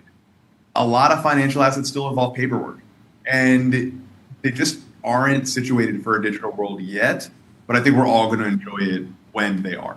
Yeah. Another way to think about it, like bringing real estate on chain, right? It sounds like cool and futuristic, but then like for transactions, like somebody buying their own home, if somebody comes to them and says, "Hey, I can help you buy your home on chain, and you'll save, a couple $1,000s on this part of the process." That's not a super compelling pitch. Yeah. Whereas, Sam over here, if you're saying like, hey, you're moving, millions, hundreds of millions, billions of dollars annually, you can save a very meaningful amount by adopting stables. It's just a very different kind of trade. I agree with that. And I think there's still home ownership records that are in some basement underneath a municipality's, building. That's going to take years to digitize those files. So these are the kinds of things where you really got to think through the weeds of how you bring things on chain. I will say, if you're using the same technology every day, people get accustomed to it much faster. And I think that's likely to happen with the payment scenario where you're saving a couple bucks on a daily transaction and it starts to feel like part of your life and something you can really rely on. Last question from the chat. Do you see prediction markets driving stablecoin adoption? Easy one. What was that? What was that reaction? Yeah. Well, the truth is that as the on-chain world gets more active, it's a positive feedback loop because more people have wallets, more people have identities, and people get more comfortable with the UX. Yeah. So there's sort of this general network effect similar to what the internet had, where actually one more popular website begets the next popular website because you're accustomed to going into the search bar and Googling the next thing. And so, yes, I do think that will draw more folks into stables. Yeah, but probably like less important than the Genius Act, but still, like one link in the chain metaphorically. Well, thank you so much for taking the time to come chat with us. Congrats on the round, and we'll talk to you soon. Sam. See you guys. Have a good one. Goodbye. Up next, we have John Slotkin from Geisinger to revisit the story of the $1 billion one-person startup. We're getting to the bottom of it. Let's see if he's here. Yeah, I think he is. John, how are you doing? Good. How are you guys doing? And first of all, congratulations on everything. Great to see you again. Thank you. Yeah, great to see you again. Thank you. So, how did you process this story? Where do you think is good to start? Do you want to maybe set the table with sort of a little bit of your background and then some of the understanding of what the claims were made, and then we can kind of go through them one at a time? Yeah, sure. Sounds good. So I'm a neurosurgeon. I practice. I'm also an investor over at Scrub Capital. And I invest in digital health quite a bit. And when I saw this story, just like I think a lot of us, I wanted this story to be true. Yeah. So we have an extraordinary reporter and a great venue. And I think what happened is we ended up with a tech story when what we needed was a health story. Yep. So we needed different questions asked of different people to really go a layer deeper before we anointed this as this great example of where we should go. And look, I think part of it is we're all guilty of having wanted this to be exactly what it seemed to be. I think investors were guilty of it, writers, founders, and honestly, guys, probably patients too, because tech stories, they feel consumable, they feel easy. But look, revenue, when it's absent probably some of the needed regulatory context, that's where we need to go deeper. So that's where I came from at this. So unpack that idea. Revenue, free of the context, or it needs more context, because there are like several different pieces to that, the marketing claims, but also the margins, all these different things. Like what popped out to you first, where you were like, this seems maybe too good to be true? Yeah, so for me, the biggest thing about the article, and it's a great reporter, a decorated reporter, was what wasn't in the article. So 6 weeks before the article came out, FDA sent a warning letter to this company. Now, to be clear, they sent them to many, and that's fair. But those weren't featured and anointed in the New York Times. Those other companies that received those letters. They are also... some of their supply chain partners named in the article are subject of a RICO lawsuit right now. There are multiple class action lawsuits. And look, some of those look like they're coming from these volume firms, to be fair. But to me, it's that one of those things alone may be one thing. And look, Maggie Harrison reported over a year ago, fake patients, fake testimonials, and AI-generated photos. She actually put out a piece this morning that was a great piece, but that's a year old. So to me, that seems to be a repeating pattern in telemedicine of people saying like, well, real patients don't want their face on a website. I'll use a AI generated name or a fake picture, but then it just keeps coming up as an issue. There were also, though, as you saw, there were fake doctors. So there was Dr. Albus Dongledor. There was Dr. Tucker Carlson, spelled with a Z. Like that's another layer. And it's just that I'm saying when that constellation comes together, I think there's now almost like a burden of why are we telling this story in this way? And that's where, I think we needed a lot more of, well, wait a second, is the medicine work that we're talking about? And I want to make a point here. The day before this article ran,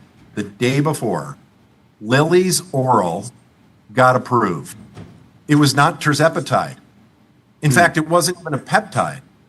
So it's often been said the last thing that the weatherman needs to do before going on the air is look out the window. Yeah. Well, so we have this company selling, and others too, selling an oral version of the medication that has no biological plausibility of working. And to me, the best witness of that is that the day before, Lilly announced an entirely different medication, despite the fact that it would cause market confusion potentially. So you think you're expecting there to be sort of issues with the actual product assortment that the company has been selling as well? Well, some of what they sell and others are products that work. And let's be clear, a lot of these work really well, okay? But the problem when we sell ones that don't work is it sets those people back. It sets back their metabolic time.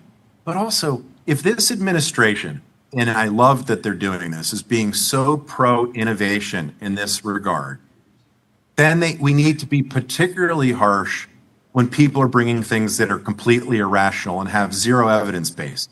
And when I say that oral tirzepatide has zero evidence base, somebody email me if they find otherwise, but Lilly is quoted as saying, it's true, there are no published studies on oral tirzepatide in humans, none, okay? And so when that's the subject of the RICO lawsuit. So what we get into there is, in order for there to be innovation, we have to punish snake oil. And we do want innovation in peptides. How do you think about the just the broader boom in peptide prescription telehealth? Because I'm familiar with the warning letter process. It's usually a violation of like marketing languages, but it can also be used for a variety of other sort of regulatory actions.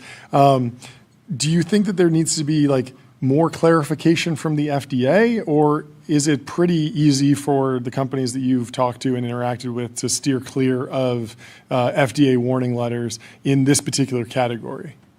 You've really nailed it there. And let me be clear. Not only am I pro development in this area, I myself have had peptides as part of my own health journey. That's been great for me over the last couple of years. Yeah. And so let's start here. The demand is real. Yeah. And part of what leads to this is the supply constraints are also real. So that's true. And these drugs, when done right, they're some of the most powerful agents we've ever seen. Look, I don't want to put too fine a point on it, but this is true. In a subset of people, and before everybody messages me, I said a subset. We have cured obesity in a subset of people. And yes, they need to continue on the medications, but all three of us live long enough to see that happen in some people, and that's real. Yeah. And so I'm thrilled that this administration is encouraging development here, but that's why we need to police better. So what you had pointed an important space, a gap that's allowing this to occur, and it's a little bit inside baseball, but it's important. Yeah. FDA regulates substances and devices largely. And as you know, they cannot regulate the practice of medicine. That's key. Only the states can. So that's one of the spreads here that's leading to this daylight for operators like this to come in, which is FDA approves, subQ tirzepatide. Great. Zepbound, Mounjaro. Formulations, that gets into the practice of medicine and compounding. FDA is statutorily forbidden from getting involved in the practice of medicine. So I'm looking to, over in HHS, between Abe and some of these other guys and Marty, there are some extremely smart people that I think we need to now think about. This is an issue of, regulatory lag, but also regulatory gap between federal, we get to control the substances, but states, we control the practice of medicine. It's allowing too much daylight. That's interesting. What about the gap within the pharma companies themselves around e-commerce? It feels crazy to say, but like the pharma companies, Novo, Eli Lilly, they market a lot. They run Super Bowl ads, and they somehow are getting beat on e-commerce or something, or they just don't. It's not like the average customer's journey starts at EliLilly.com. Right? And it could, I would imagine. Of course, there's this, compounding loophole because of the supply constraints, but is there something else going on where they don't feel like, because of their business relationships with other distributors and doctors and other networks, that they can just be their own Amazon.com and just put their own website up and say, hey, look, no one else can buy it because Apple did this, right? They were a distributor. Right. Yeah, there's plenty of other companies that have said, like, we want to be the sole supplier of our product online. There's going to be fake sites that pop up, but our URL is the only destination where you can go to get the real thing. Everything else is fake. Instead, we've lived in this hybrid where even just among the two venture-backed telehealth companies, one's doing compounding, one appears to have a partnership, very different regulatory structures. That's a lot for consumers to wrap their minds around. I'm wondering, do you think that the actual formulators, the drug companies with the intellectual property, should just be going deeper into e-commerce? Well, I think we caught them where there was their own internal friction and inertia, right? Where these venture-backed entities that can stand up and move quickly on mobile, and that was lead time here that they had. But I will tell you, and I hear this from a bunch of my patients, they have gotten better. So right now, for example, Lilly, if you want to go cash pay, you get an order from your doctor. They send the prescription, and I'm not associated with Lilly. I'm sure Wegovy has the same exact thing, so I'm not picking sides here. But your doctor goes in and sends the prescription just like it's to a pharmacy. You receive a text message the next day You click it, you pay, easy. It shows up the next day at your house in a cooler. So that is where they are now. Now, they were way behind in getting there. Yeah. But we also made a point, and I'm sure you've heard friends, where the Lilly price for Zepbound is getting pretty darn close to what the compoundings can charge. And the compoundings are starting to not be able to charge, even less. But what we really need here, in my view, to make this work right, where we want to reward innovation and punish snake oil, is come up with a structural way, and it may need to be regulated because of this regulation gap, where the right thing to do is the easiest thing to do, and the right thing to do is the profitable thing to do. Right now, I don't think we're structured that way, and it gets to this federal and state gap, amongst other reasons. Last question from my experience with the FDA in the tobacco industry. They would send warning letters, but a big problem was that there were distributors abroad, usually, that would manufacture illegal, unapproved vape devices, basically e-cigarettes, bring them in, and then push them through a whole bunch of corner stores and gas stations. And the FDA just didn't really have the enforcement team to go store by store. Do you think that they will face a similar challenge in regulating peptides online? It feels like it can be done a little bit more behind a computer. You don't need as many people going door to door, so maybe they're more equipped for it. But I'm wondering if you have any thoughts on what it actually takes to play the game of whack-a-mole here. I think Marty and team are the right team to think this through, because there's this permissive lens above them that wasn't there in prior groups as to these medicines. So once there's a permissive lens, now you can get positively innovative instead of thinking like this all needs to happen in shadow, where Jordy walks up to me with it below a jacket and kind of like hands it to me. This needs to be done right. Yeah. And look, FTC teaming up with FDA, that's going to be, I think, some of the power here, because some of the enforcement we're seeing is already coming from FTC as to the way these things are marketed. But let's get clarity and start collecting evidence, folks. So if you say, I'm giving this thing orally and I know it works, well, write that up and share that news with the rest of us, because right now we think we have no evidence that it does. Let's get there, and let's realize these are extraordinarily powerful medications, and let's not let a couple of bad actors ruin what could be great progress for us. No, I think it's a great message. Well, thank you so much for taking the time to come chat with us. Well said. Have a great rest of your day and great week. Great to see you. We'll talk to you soon. Have a good one. Soon. Up next, we have Liz Hoffman. She is Semafor's business and finance editor and host of Compound Interest, a podcast from Semafor Business. Powerful name. We will welcome Liz in She is not the TBPN here Ultradome. yet. Scoops Just a has minute. some hope for do you have? everyone. They say the world's oldest known tortoise is still alive. Wait. As reports of death revealed. I heard about the hope. death of the tortoise. Yeah, I didn't realize it was a this hoax. was an April Fool's Day post. Oh, it I thought was? real. Yeah. I thought it was real too. Very, very sad. But that's amazing news. How old is the world's oldest tortoise? Over 100, correct? Let's see. Okay. 193. Wow. That is amazing. So there's a chance. Fantastic. There's a chance. News. We have to study this tortoise and implement it into our daily lives. Oh, we have Liz Hoffman here. We have Liz Hoffman. Let's bring her in. Liz, how are you doing?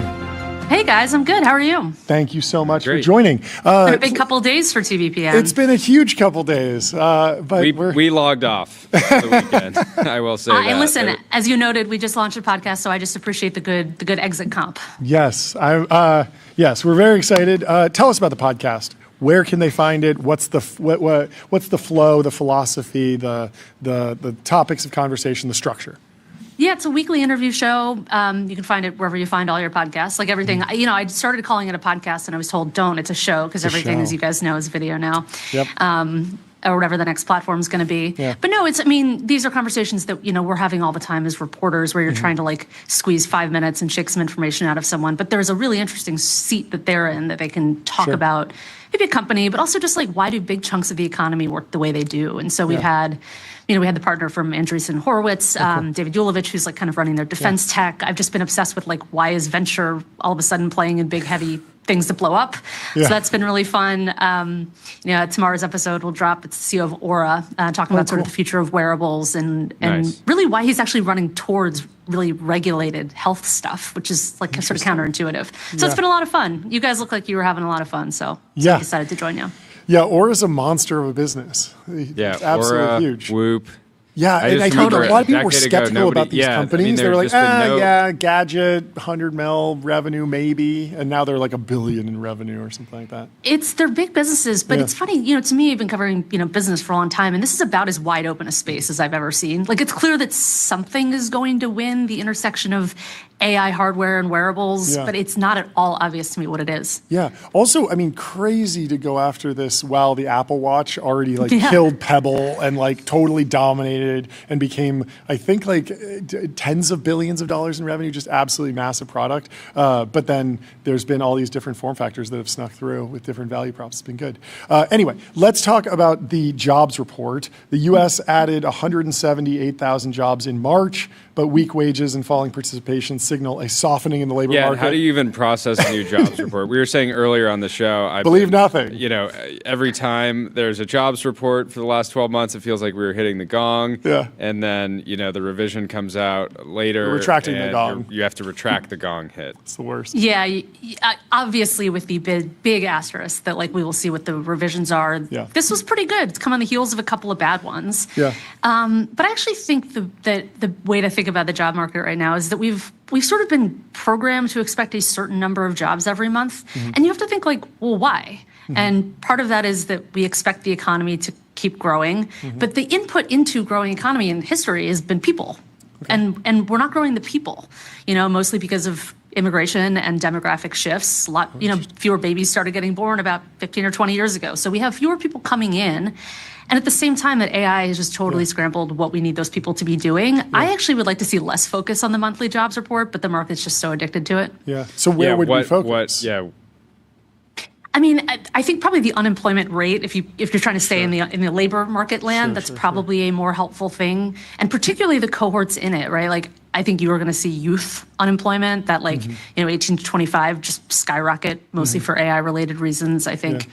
Boy, that class of 2026, 2027, I do not know.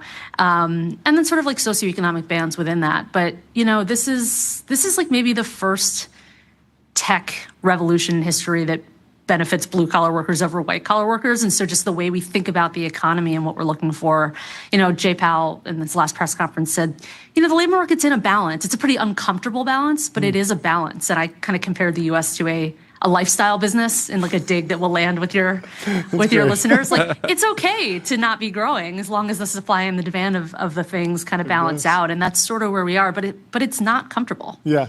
I was having this debate with Sagar and Jetty about is AI holding up the economy or is healthcare holding up the economy? And I feel like AI is holding up the market and the market caps, and it's the reason that the markets are up or down on a given day outside of the geopolitical stuff. But in healthcare, that's actually where we're adding jobs. Do you have more context on the health of the healthcare market, what those jobs are? Can 18 to 24-year-olds slot into the growing healthcare sector easily? Is that too complicated? What's going on there? Yeah, healthcare is messy because we're talking about a lot of different things, and it's 20% of the economy, so it is both big and fuzzy. Yeah. It tends not to be a very reassuring indicator if you're talking about the job market because it kind of tends to grow no matter what. Okay. Sort of one of those just blobs that just keeps getting bigger in part because we're getting older. And, there's certain, the massive shortage of clinicians in certain places, but also this is one of those, healthcare is one of those sectors of the economy where the outcomes are really levered, right? Little unclear whether it's going to replace radiologists, reading scans, or if you think about, I don't know if you have any friends who are doctors, the amount of their day they spend doing just really drudge work, literally paperwork and checking the thing and making sure that this application is talking to that one could be a total tailwind for that industry. So that's a big question mark for me. Yeah.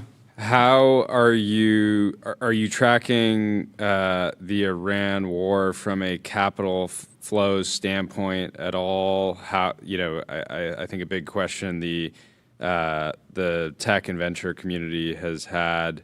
Obviously, the war is tragic first and foremost, but so much of the funding coming in to the technology industry over the last 10 years has been from the region. And I think a lot of people have questions around how durable that will be given how much instability there is in the region. Yeah, I think if you're thinking about the Gulf as a big pot of money, which it has been for a lot of the startup scene and a lot of like global investment markets for the last 10 or 15 years, I think that was already starting to change anyway. I remember 10 years ago covering the SoftBank Vision Fund and Uber, and like there was a sense that the Gulf was frankly dumb money, that they were sort of the world's ATMs, and they were kind of looking for financial returns, kind of looking to get their name out there, and ultimately kind of did neither. And they've massively pulled back into, okay, like, yes, they are still willing to write checks for the Gulf. You saw they're a big funder of the EA buyout. But they really want to see that money come back, like literally on the ground in Saudi Arabia, in the Emirates. And so the calculus of doing business in the Gulf, I think, had already been changing. I was there in December and I was talking to an executive at Mubadala who said, very proudly, he was like, when asset managers, when Wall Street guys used to come here 20 years ago, they would end the meeting and say, and this is how much we want from you. And now they say, like, where can we partner? What can we do? How can we help you grow an export economy? So I think that was already starting to shift anyway. And I think, look, this really does remind people that these really modernizing economies in the Gulf, they are a nice house in a rough neighborhood. Sure. How much have you dug into like the dumb money and how it played out? Because like one of the big rounds that I think Saudi Arabia did was like Uber, and Uber has done very well. And yes, there's like the WeWorks, and there's like a smattering of failures. But if you were just broadly investing in America or tech over the last decade or two, I feel like you should have done well, even if you were like just picking randomly. So did they do particularly worse than just random, or do they actually feel that way? It's a good question. They were so big in the biggest pot of this, which was the SoftBank Vision Fund, which obviously did not go great, that they're sort of one hand tied behind their back on the investment side. But the answer is that if it was really working for them, they would be doing more of it. And in fact, they're not, right? Like the Public Investment Fund, the PIF, has been tilting its portfolio back towards sort of domestic stuff. And by the way, they need money, but what they really need, they have a lot of oil, and we'll talk about, if you want, about where oil goes on all this.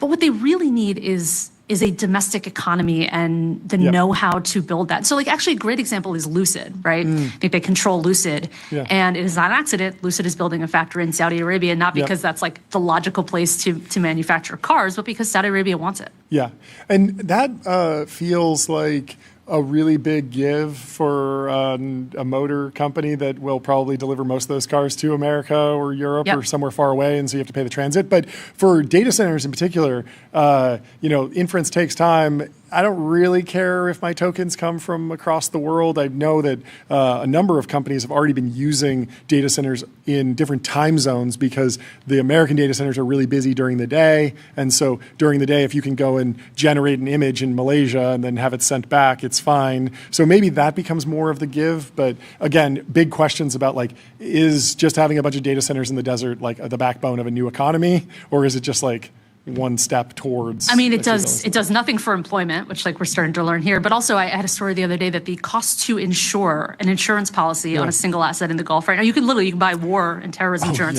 It's gone up 1,900% in the last 6 weeks. So 20x. If you can't insure it, you can't build it. And so have to see that shake out. That's really brutal. What are you tracking on prediction markets? Have this been useful in the actually understanding what's going on in the rest of the economy? Are you a fan of them as a data source? Like, do they help you in your day to day? I think as a journalist, you're always looking for more inputs, and aggregated intelligence is always a good one. As a social force, I don't love it. Like, I think the long tail of nonsense is sort of sucking up attention and frankly capital that could go to be doing more useful things. One thing that I am interested there is that I think it's going to replace huge portions of investing. Like if I'm an investor and I think that Coca-Cola is going to beat its earnings next week, it's going to do better than the market thinks. Right now my options are like, all right, I can go buy a call on Coca-Cola, short Pepsi, and hope that there's not like a weird weather thing at the bottling plant in Atlanta or whatever, right? There's a lot of weird risks there. And actually, if you can just hit yes on that contract, it seems to me that a lot of investing is going to move that way. Interesting. And I think that's why, New York Stock Exchange put $2 billion in a poly market. I think they think so too. Yeah. There is as like democratized as like option trading has become, like it is still complicated to understand like exactly how you should even express something as simple as like, I think the war will end quickly, or I think Coca-Cola will beat earnings. There's a lot of different ways to actually build that option strategy. People obviously sometimes really enjoy that aspect of the intellectual pursuit of making the right trade, but it can be hairy sometimes. But I'm sure someone like Maiden lost money on the tortoise that you guys were talking about on the way in, right? Maybe. But actually a human went outside. I think it was like the governor of the island, wherever it is, went outside and said, no, the tortoise is just sleeping. Found the tortoise? Wait, so I think it's fascinating that suddenly everyone, these mention markets seem to be some of the biggest distractions. It's hard to make the case for why the information is important or necessary. And I think if people want to trade it, that's fine. But I think it's generally, we saw something yesterday. Trump had a pretty odd post saying, praise, I think he said, praise be Allah. And it seemed very out of place. And so people assumed like, hey, maybe that is because it had somebody either in the ad, who knows how that could have happened. The draft or something. But yeah, somebody out there thought maybe benefited from that, and the problem is like it just creates this big question with like everything that people say in the world in certain in certain settings. So. Yeah, I don't love it. Well, I'm sure you'll be able to please say Bitcoin. Please say Bitcoin right now before you leave. I'm sure you'll have plenty of time to unpack it on the new show. Around. So Compound Interest, is the show launched yet, or it is about to launch? Yeah, we're in week 6. Oh, amazing. Congratulations. Okay. Great. Well, thank you so much for Excited to taking check the it out. time to come chat with us, and congrats on the new show. We'll talk to you soon. Thank you. Yeah, great Thanks, to meet you, guys. Liz. Cheers. Bye. Up next, we have Bret Taylor from Sierra. Sierra just launched Ghostwriter, an agent for building customer experience agents through conversation. Let's bring in Bret Taylor. Second or third time on the show. Welcome back. How are you doing? Third time. Thanks for having me back. Appreciate it. Great to see you. Well, kick us off. Give us the state of the union on Sierra. How is it going? What's the traction been like? What's the progress? Sierra's going amazing. We grew to $100 million in ARR in 7 quarters, 150 in 8. We're in the middle of our 9th quarter. Hopefully we get multiple gongs this show. We're working with 40% of the Fortune 50 now. Brands like Singtel, Sky, Nordstrom, Prudential. But most importantly, we're just really focused on helping people get successful quickly. One of my favorite stories is Nordstrom went live in 4 weeks with their voice agent, ramped from 1% to 100% in 1 week. And our whole philosophy is the solution to every problem in AI is more AI. And so we're really trying to kind of orient the whole company around that. And that's where Ghostwriter comes in. Happy to talk about it, but it's probably what I think the product I'm most proud of that we've developed at Sierra so far. It really kind of just reimagines the whole platform around AI in a way I'm really excited about. Well, first, I maybe want to go back in time a little bit, because you said Nordstrom's was a success case at a 4-week implementation. That sounds like a success for implementing like any piece of software, really, like even ERP, especially something accounting, that's customer facing. Anything takes time. But when you started the company with your first clients, how much longer was it? Like what made it take longer then, and then why is it getting faster? Yeah, actually, it's a good segue into Ghostwriter, too. I mean, our first design partners, we were building the airplane as it was taking off. Yeah, of course. So what took long is we had to make the product. And, we had some early design partners like SiriusXM and Sonos that were amazing, just very patient with us. And I think have benefited from being now very early to this market. But after the product really existed, you're just really figuring out what does it mean to make an agent. It used to be if you talk to a chatbot 3 years ago, I call it BC, before Codex or before Claw. Yeah. These things were robotic and rules-based. How you actually model a customer experience, not as rules, but as goals and guardrails. You really want these agents to be human-like, and to be human-like, you can't have them be reading a script, right? But that's a really different way of thinking about software. When you built a website before, you knew every button that someone could click, and now you have this kind of free-form conversational interface, and you're almost putting guardrails around it rather than drawing a path through your customer experience. So it's going to sound funny and almost technical, but we had to design the right abstractions, for our customers to actually build their customer experience. And actually, just to take it to Ghostwriter, this new product, we think the era of the web app is kind of over. If you think about what is a web app in the context of enterprise software, we made these databases, these systems of record in the 80s and 90s. And then, as the web browser came out, we said, okay, we're going to give you some forms and fields in a web browser to manipulate those systems of record.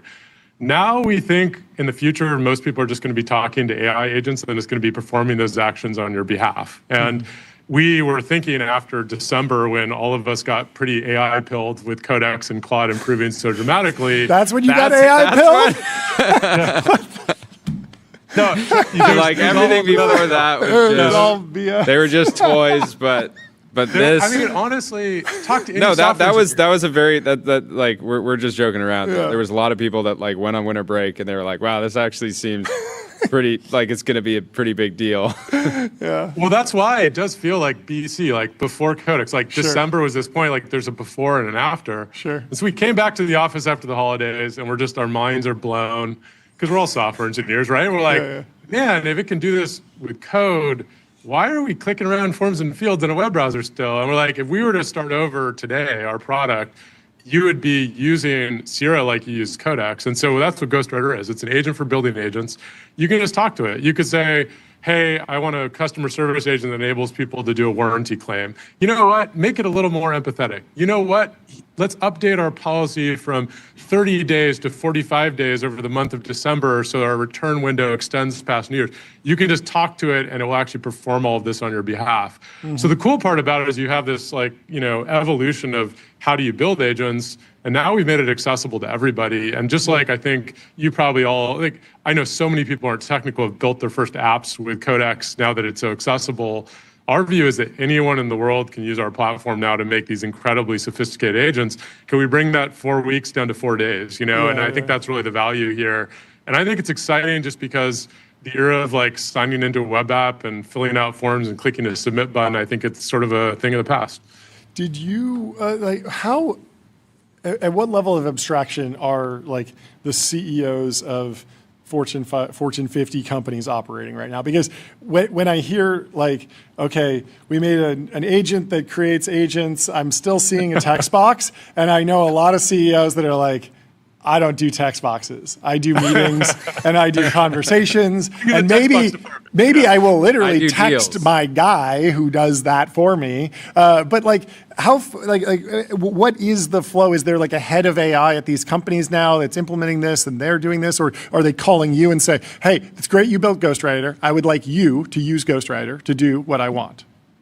Well, I'll give you the whole spectrum because as you intuited, like every culture is different. Yeah. I would say our audience for this are the people building these customer experiences, like the head of sales or head of customer service, head of customer experience. Because for a long time, to do any big digital project, you'd have to have your IT team, probably an outside systems integrator, a bunch of tech vendors.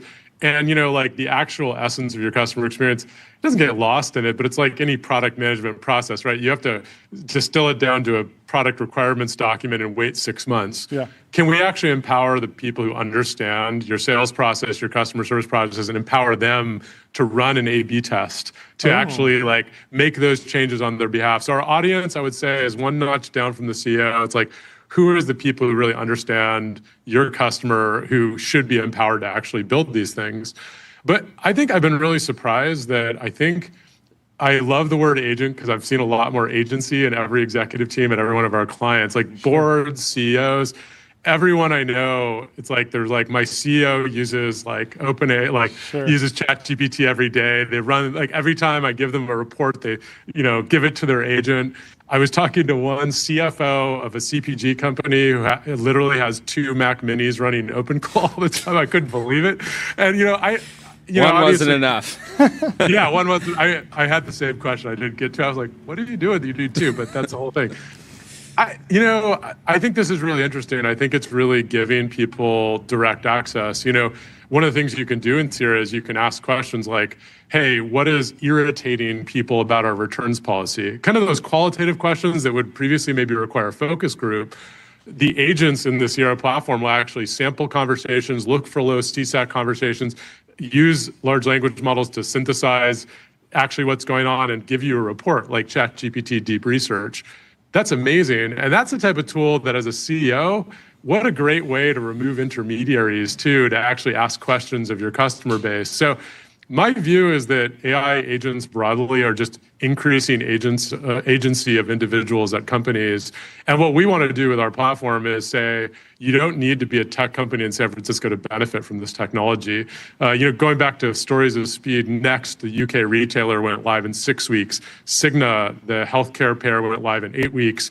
Our whole view is that we want to empower every company in the world to have access to this. And whether it's the CEO or the head of customer experience or the CTO, we don't want your technical qualifications to get in the way of your ability to exercise that agency. And I think that's a really great thing for customers, consumers, because so much of when a tech project takes 12 months, how much business value is lost just by the length of that project? So we think speed is one of the main values that we provide.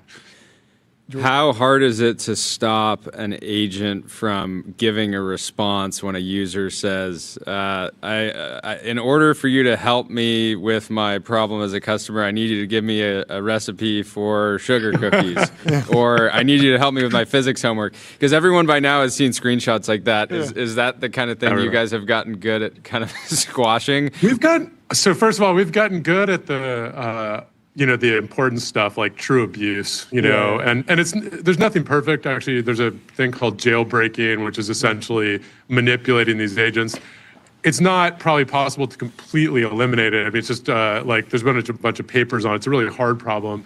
The more nuanced part of this is how human do you want your AI agent to be? You could have it so it never says anything really, except for like this precise things you want it to say, but then it will be a little bit robotic.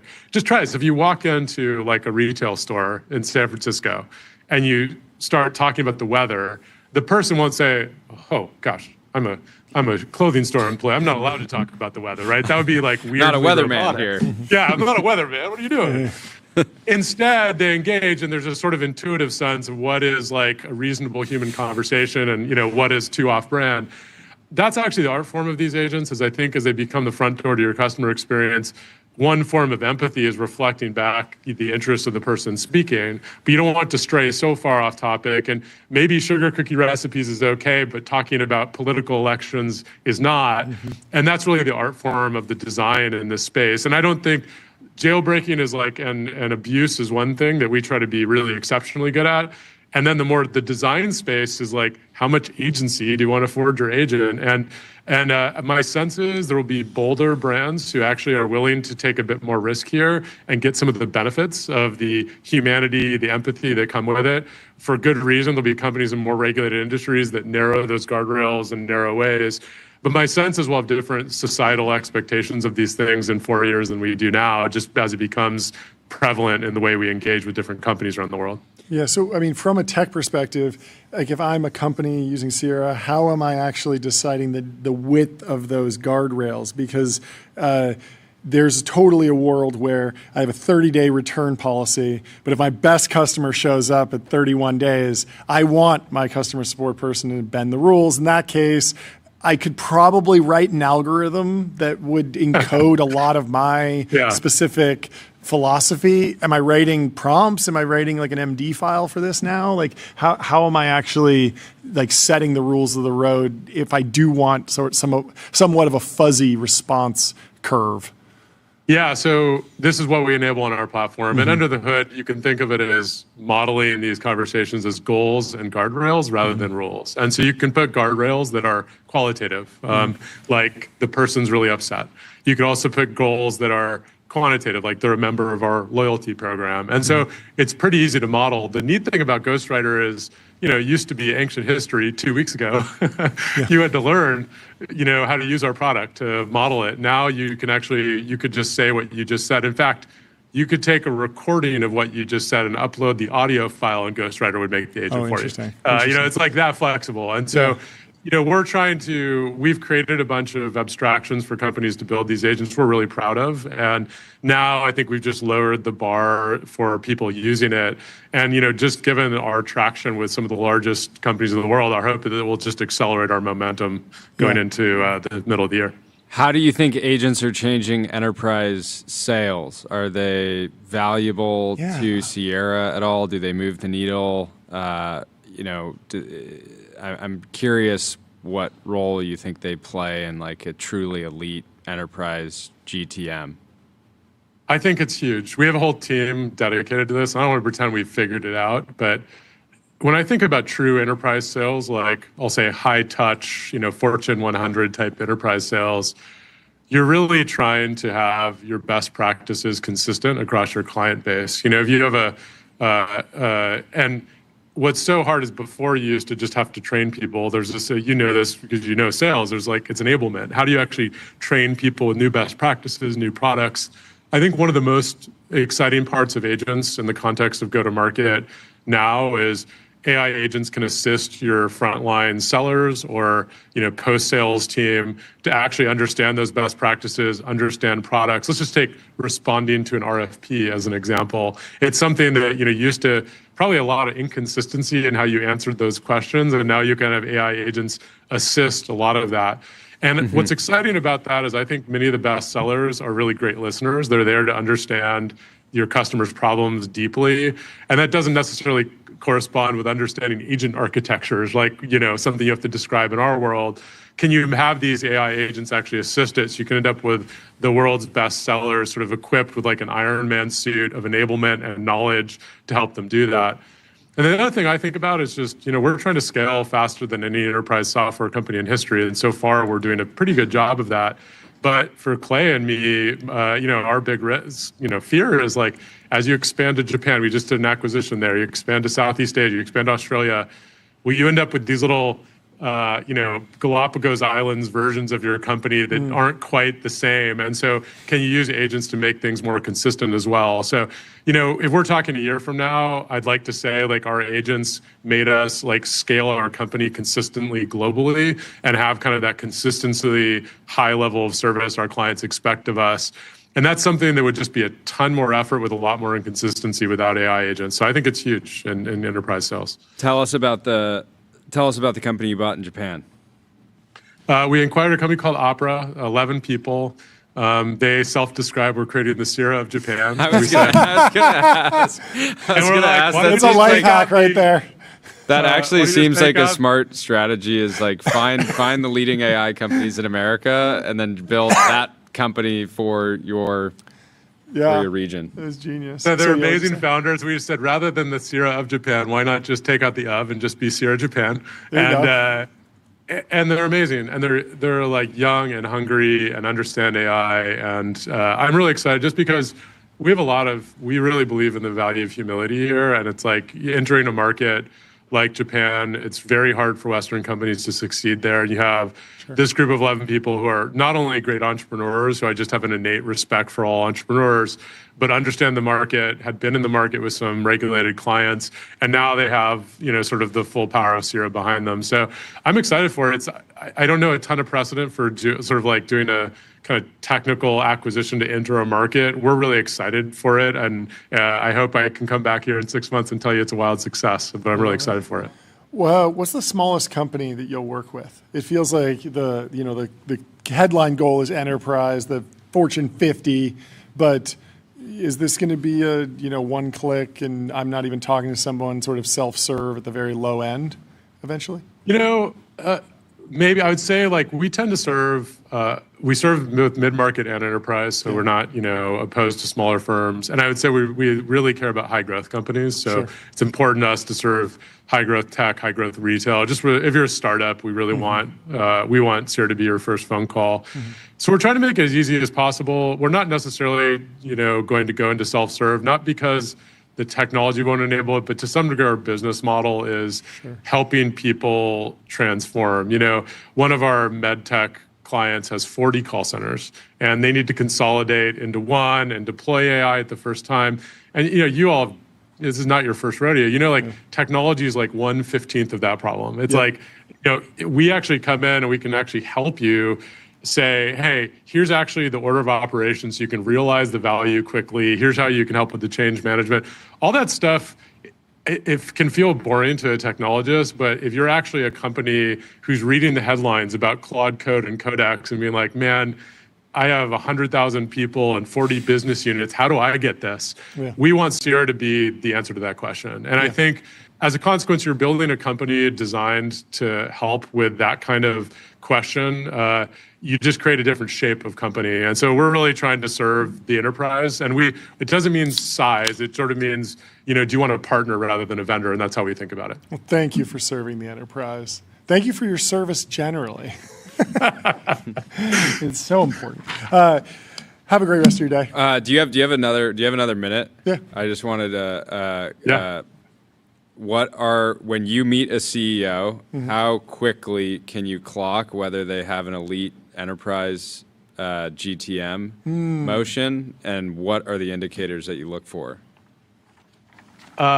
Yes, I think I can, and just because partly you want to know why? Because I just stunk at it when I created my first B2B company. I transitioned from being at Facebook to starting Quip, and I had never sold software before. I'd only sold ad-supported software. And so, when you went through the really awkward transition of sucking at something and learning it the hard way, you learn to pattern match on the old version of yourself. And my main indicator is, does that CEO spend time with their own customers? So many, I would say, product and tech founders outsource sales in the way you outsource things you don't care about. And I think it's almost impossible to start an enterprise software company and not personally spend time with your clients. And it's probably the main leading indicator of someone who hasn't figured it out. I'm hearing golf handicap and stakes. Not quite. Yeah, I'm sure there's a lot more to it. I spend time with my customers. 36 holes a day. No, of course, there's more to it. You were at Shop Talk. You were out in Vegas. That's a serious conference. It makes a lot of sense that you were out there personally. It's a trip. Awesome. Well, thanks for so going over. For coming Great on. to see We'll you. talk to you soon. Have a good one. Soon. Goodbye. Up next, GrayMatter Robotics. We have the CEO and co-founder joining, bringing physical AI into U.S. shipbuilding, scaling autonomous production for national security. We need this more than ever. And I'll let you introduce yourself. Welcome to the show. Thanks for having me. Thanks for having me, John. Thanks for having me, Jody. Of course. Ariyan Kabir, co-founder, CEO of GrayMatter Robotics. By the way, we're actually neighbors. Would love to give you a tour. Actually, we should have done this today at our facility with the robots in the background. Wait, neighbors in Hollywood, neighbors in Los Angeles, neighbors in California. How precise are we being? Los Angeles. Because we have neighbors right behind us, and I haven't seen you on the campus. Why don't you kick us off with a little bit of backstory, how you got into the industry, how you identified the problem, and then what you're building now? Yeah, as you know, as you both of you just kicked it off, that we're living in a moment where it's more than critical, more important than ever to accelerate the production, accelerate the capacity building for our industrial base, especially in shipbuilding, right? Yeah. U.S. makes most of the advanced naval vessels in the world, aircraft carriers, destroyers, submarines, you name it. And we have more than 5 million man-hours short in shipbuilding in the U.S. Sure. Between World War II until now, tonnage-wise, the amount of ship U.S. has built, China built more than that in the last 12 months, right? Yeah. And we are actually today at a milestone moment in the history for shipbuilding, in the history of national security, and our U.S. Navy. Yeah. We are launching a partnership.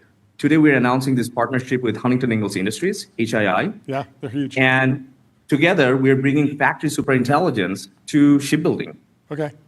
What does the partnership entail? I mean, and maybe just to zoom out, Huntington Ingalls they literally make the aircraft carriers, right? They make the exquisite systems. They shipbuild at the biggest scales, correct?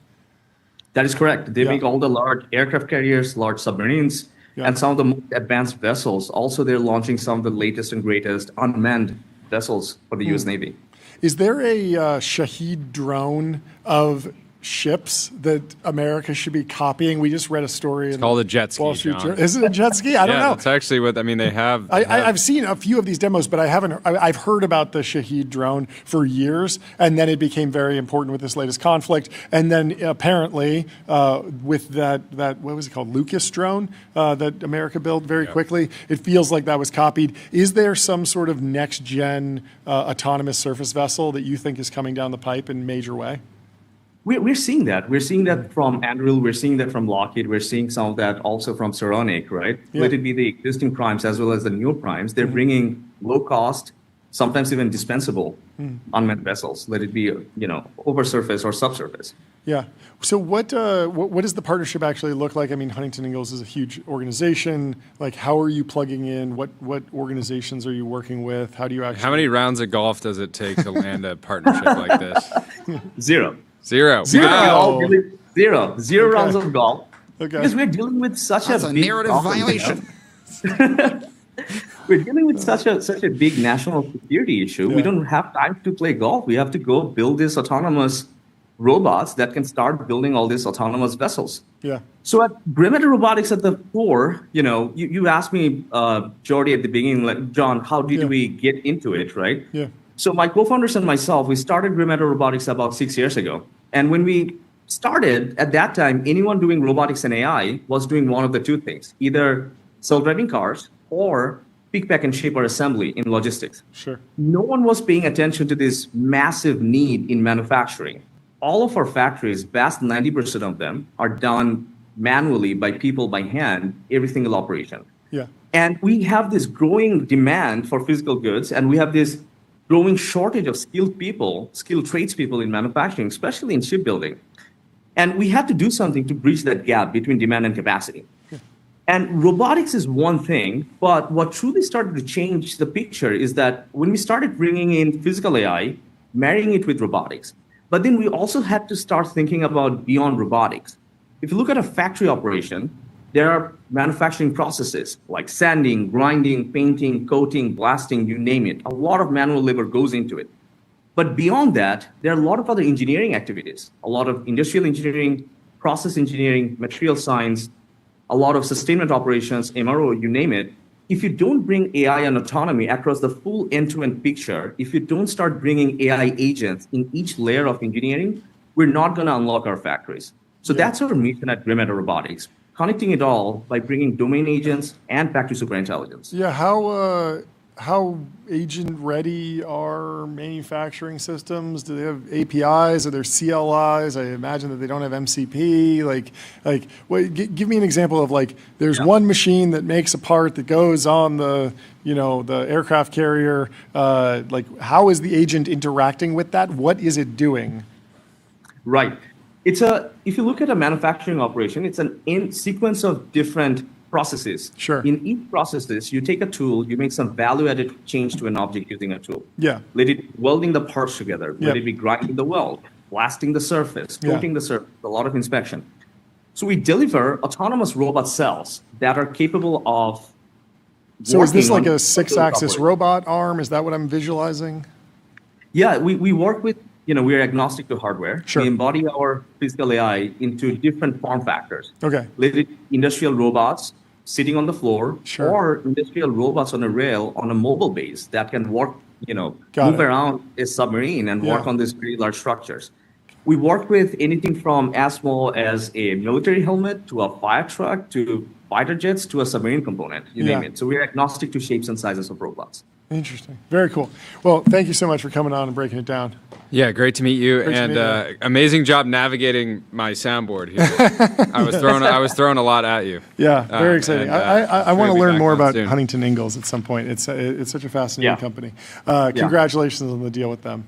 Absolutely. Thank you. No, this is a big moment for national security and U.S. Navy. Yeah. Amazing. Have a great rest of your day. We'll talk to you soon. Great to meet you. Thank you. Have a good one. Up next, we have Atif Siddiqi from Branch. He's the founder and CEO. He's in the waiting room. Let's bring him in. Atif, how are you doing? What's going on? Doing well. How are you guys? We're great. Thanks so much for taking the time to join the show. Since this is the first time on the show, would you mind giving us a little bit of introduction on yourself and the company? Absolutely. Yeah, Atif, founder, CEO. Branch is the leading workforce financial infrastructure that delivers faster, more flexible options for people to get paid. So we focus on, the majority of the American economy that works in an hourly job, gig job, tip job. So it could be gig workers, nurses, restaurant workers getting their tips instantly. And, I think really companies are turning to Branch because they know faster payments can help them strengthen worker loyalty, saving time and money. I was actually tuning in earlier. I heard your combo with the Better Money guys around stablecoins. Yeah, the Uber driver payouts. That's us. Right? Wait, so no way. We work with companies like Uber, Instacart. That's amazing. That's perfect. Quick question. What is the Screw Award or the Spring Award behind you? What is that? This one right here. It looks like a spring, like a giant spring. Yeah, 2020 Webby Award winner. That's a Webby. That's a Webby. Did you win that for Branch? For Branch, in 2020. No for way. Financial. That's amazing. Yeah, Webby's deeply underrated. Anyway, give us a tour of the business currently. I mean, if you're working with Uber, obviously big company, but how can I think about the shape of the business? Are you in person, multiple offices, scale of fundraising? Just get me up to speed on the scale of your operation. Yeah, we're distributed. We have a couple of offices, sales offices, one in Tampa, but distributed workforce, about 230 employees, raised over $100 million of equity, and we're off to the races now. I think one area where we've been really leaning into as of late is just the embedded finance offerings, and that's kind of the news today, right? So is that embedding into another B2B company that is acting as like the master payroll provider for an organization?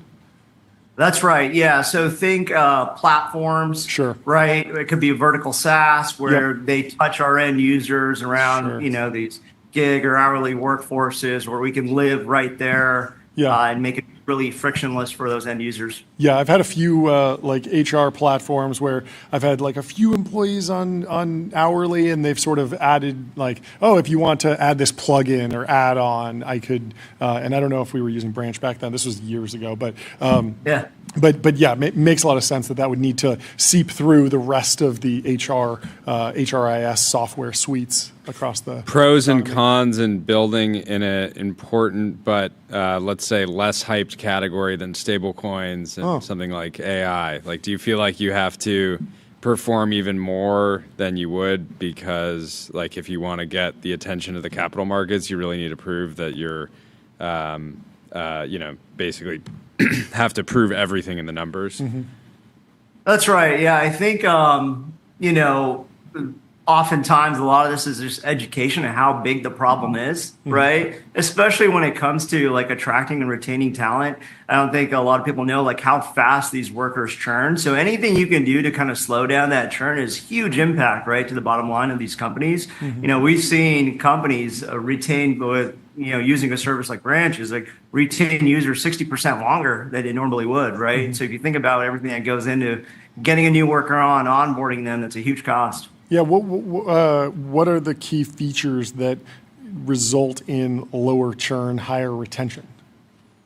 Yeah, I think a lot of it has to do with this idea of just really improving workers' cash flow at the end of the day, right? So if you look at the industries we work in, especially as of late, more of these 1099 industries, cash flow is huge for them, right? It's the difference between them going out and using that to go earn more money, right? Uber drivers putting gas in their car to go out there and drive. Yeah. So if there's two competing platforms where someone could go to work, one's going to pay them every 2 weeks, one's going to pay them every single day, they were more likely to go and stick around or stay or choose the one that's paying them on a daily basis, essentially. Yeah, absolutely. And it's becoming table stakes, right? I think a lot of this was driven by like gig economy, the Ubers of the world. We're seeing this now across W-2 workforces as well, right? In traditional industries there. You mentioned the 1099 trend or can you get me up to speed? I remember 5 years ago there was debate over how Uber drivers were going to be paid, whether they were contractors or not. Like what do you mean when you talk about like a 1099 workforce? Like what are some examples of that? Yeah, I think there's I think a lot of the headlines focus around sort of ride sharing and the Ubers of the world, but like we're seeing 1099 workforces rise, even in industries like healthcare, right? We work with some of the largest nurse marketplaces out there where nurses are turning to these platforms to supplement their income, pick up additional shifts on their off hours, right? The other big trend we see is the rise of like the solopreneur, right? You're an individual that wants to start their own business, and like, what are the tools and out there that really help you grow? Which brings me to my other thing. One thing we announced too is that last week we announced with Stripe will be embedded into their Connect platform, right? So now if you're a marketplace or platform in Stripe, you can get up and running with a digital wallet, a debit card, instantly from the Stripe system. Okay, so give me an example of a customer or company that would wind up using Branch through Stripe. Yeah, let's say, obviously the marketplace example makes sense, the Ubers overall. I'll give you maybe like a MindBody, right? There's a lot of, they service a lot of like salons. Oftentimes they're independent contractors working for these salons, and they want to get them paid faster, right? So they can kind of now offer this as a branded solution to their independent contractors. And so if I'm in this hair salon example, I imagine that I have some sort of like general W-2 focused payroll system set up for like the corporate employees. But is there an advantage to having the money sort of stay within the Stripe ecosystem and then get 1099 to the contractors that I'm paying because I don't have to move the money around or something like, is that it? Yeah. That's it. Yeah. Okay. In addition to just like minimal API lift, right? The other is like no pre-funding. Like Stripe has the money, and so we can move that money right there. So it's not like you're having to come up with the capital, pre-fund it, sit in an escrow account, and use that working capital. Okay, so you're like in this example, like a customer comes in, they pay, it's processed on Stripe rails, and so the money's right there. So it's much easier to move directly into the bank account of the worker who provided the service all in the same day. So we're just sort of squeezing days out of the working capital budget as much as possible. That's right. And I think for the worker themselves, right, it becomes like a financial hub for them, right? As a solopreneur, you're starting out, we've offered, in addition to just like fee-free banking, and there's like cashback rewards that are very relevant to workplace expenses. Uber drivers are getting up to like 10% cash back on gas in certain cases, which is huge. Yeah. Is a big piece of, basically, are you seeing any acceleration in like form filling and regulatory filings alongside 1099s and the workers actually onboarding? Is that like a point of friction or something that you've been working on like improving? That's right. Yeah. The other announcement we had was that we did end-to-end tax filing capabilities for 1099 workers. Right. So in addition to like faster payments, I think another critical infrastructure needed is like collecting W-9s, IRS verifications, earnings trackings, right? Just all in a seamless experience. Well, congratulations on the progress. Great to meet. And thanks so much for taking the time to come chat with us. Yeah, great to finally meet. Thanks, guys. Have a great rest of your week. We'll talk to you soon. You too. Goodbye. We have some more stories that we will go through tomorrow. Is there anything that you want to close with, Jordy? Hopefully, we need to get to the bottom of Cetrini's analyst on. It's a long post. Straight. We're also going to try and get someone from Cetrini on the show to break it down because it is a crazy story, and I don't think we can do it justice with just a few random posts. Cetrini analyst number 3 got picked up by the CID, the Gulf CIA, because of the tweets about him. So I think everyone needs to be careful talking about Cetrini analyst number 3. Based 16Z says Hunter S. Cetrini number 3. Last post from Francis. He says, I think the next LinkedIn post I read about the TBPN acquisition might finally reveal the future of media. Just need to find one more. It's true. There was one more post that was good. There were so many good posts. It was a lot of fun. Nate, you with an absolute banger and a place that we will end it. He says, "Hear me out. TBPN for sports. There very well could be something here." And I liked it, and I got screenshotted because it's official. There very well could be something there. Well. Get out there, build something. Maybe go treat yourself to the largest buzzball that has ever been built. It weighs 3,000 pounds. It opens up as a lemonade stand capable of holding 17,000 drinks, which will be served around the United States. That's a good way to. TBPN, the only place you can get technology coverage and buzzball coverage, hard-hitting buzzball in the lore analysis. Anyway, thank you so much for watching. Leave us 5 stars on Apple Podcasts and Spotify. Sign up for the newsletter at tbpn.com. Yeah! And we'll see you tomorrow at 11 a.m. See you tomorrow. Goodbye. Love you. Rolling flashbang.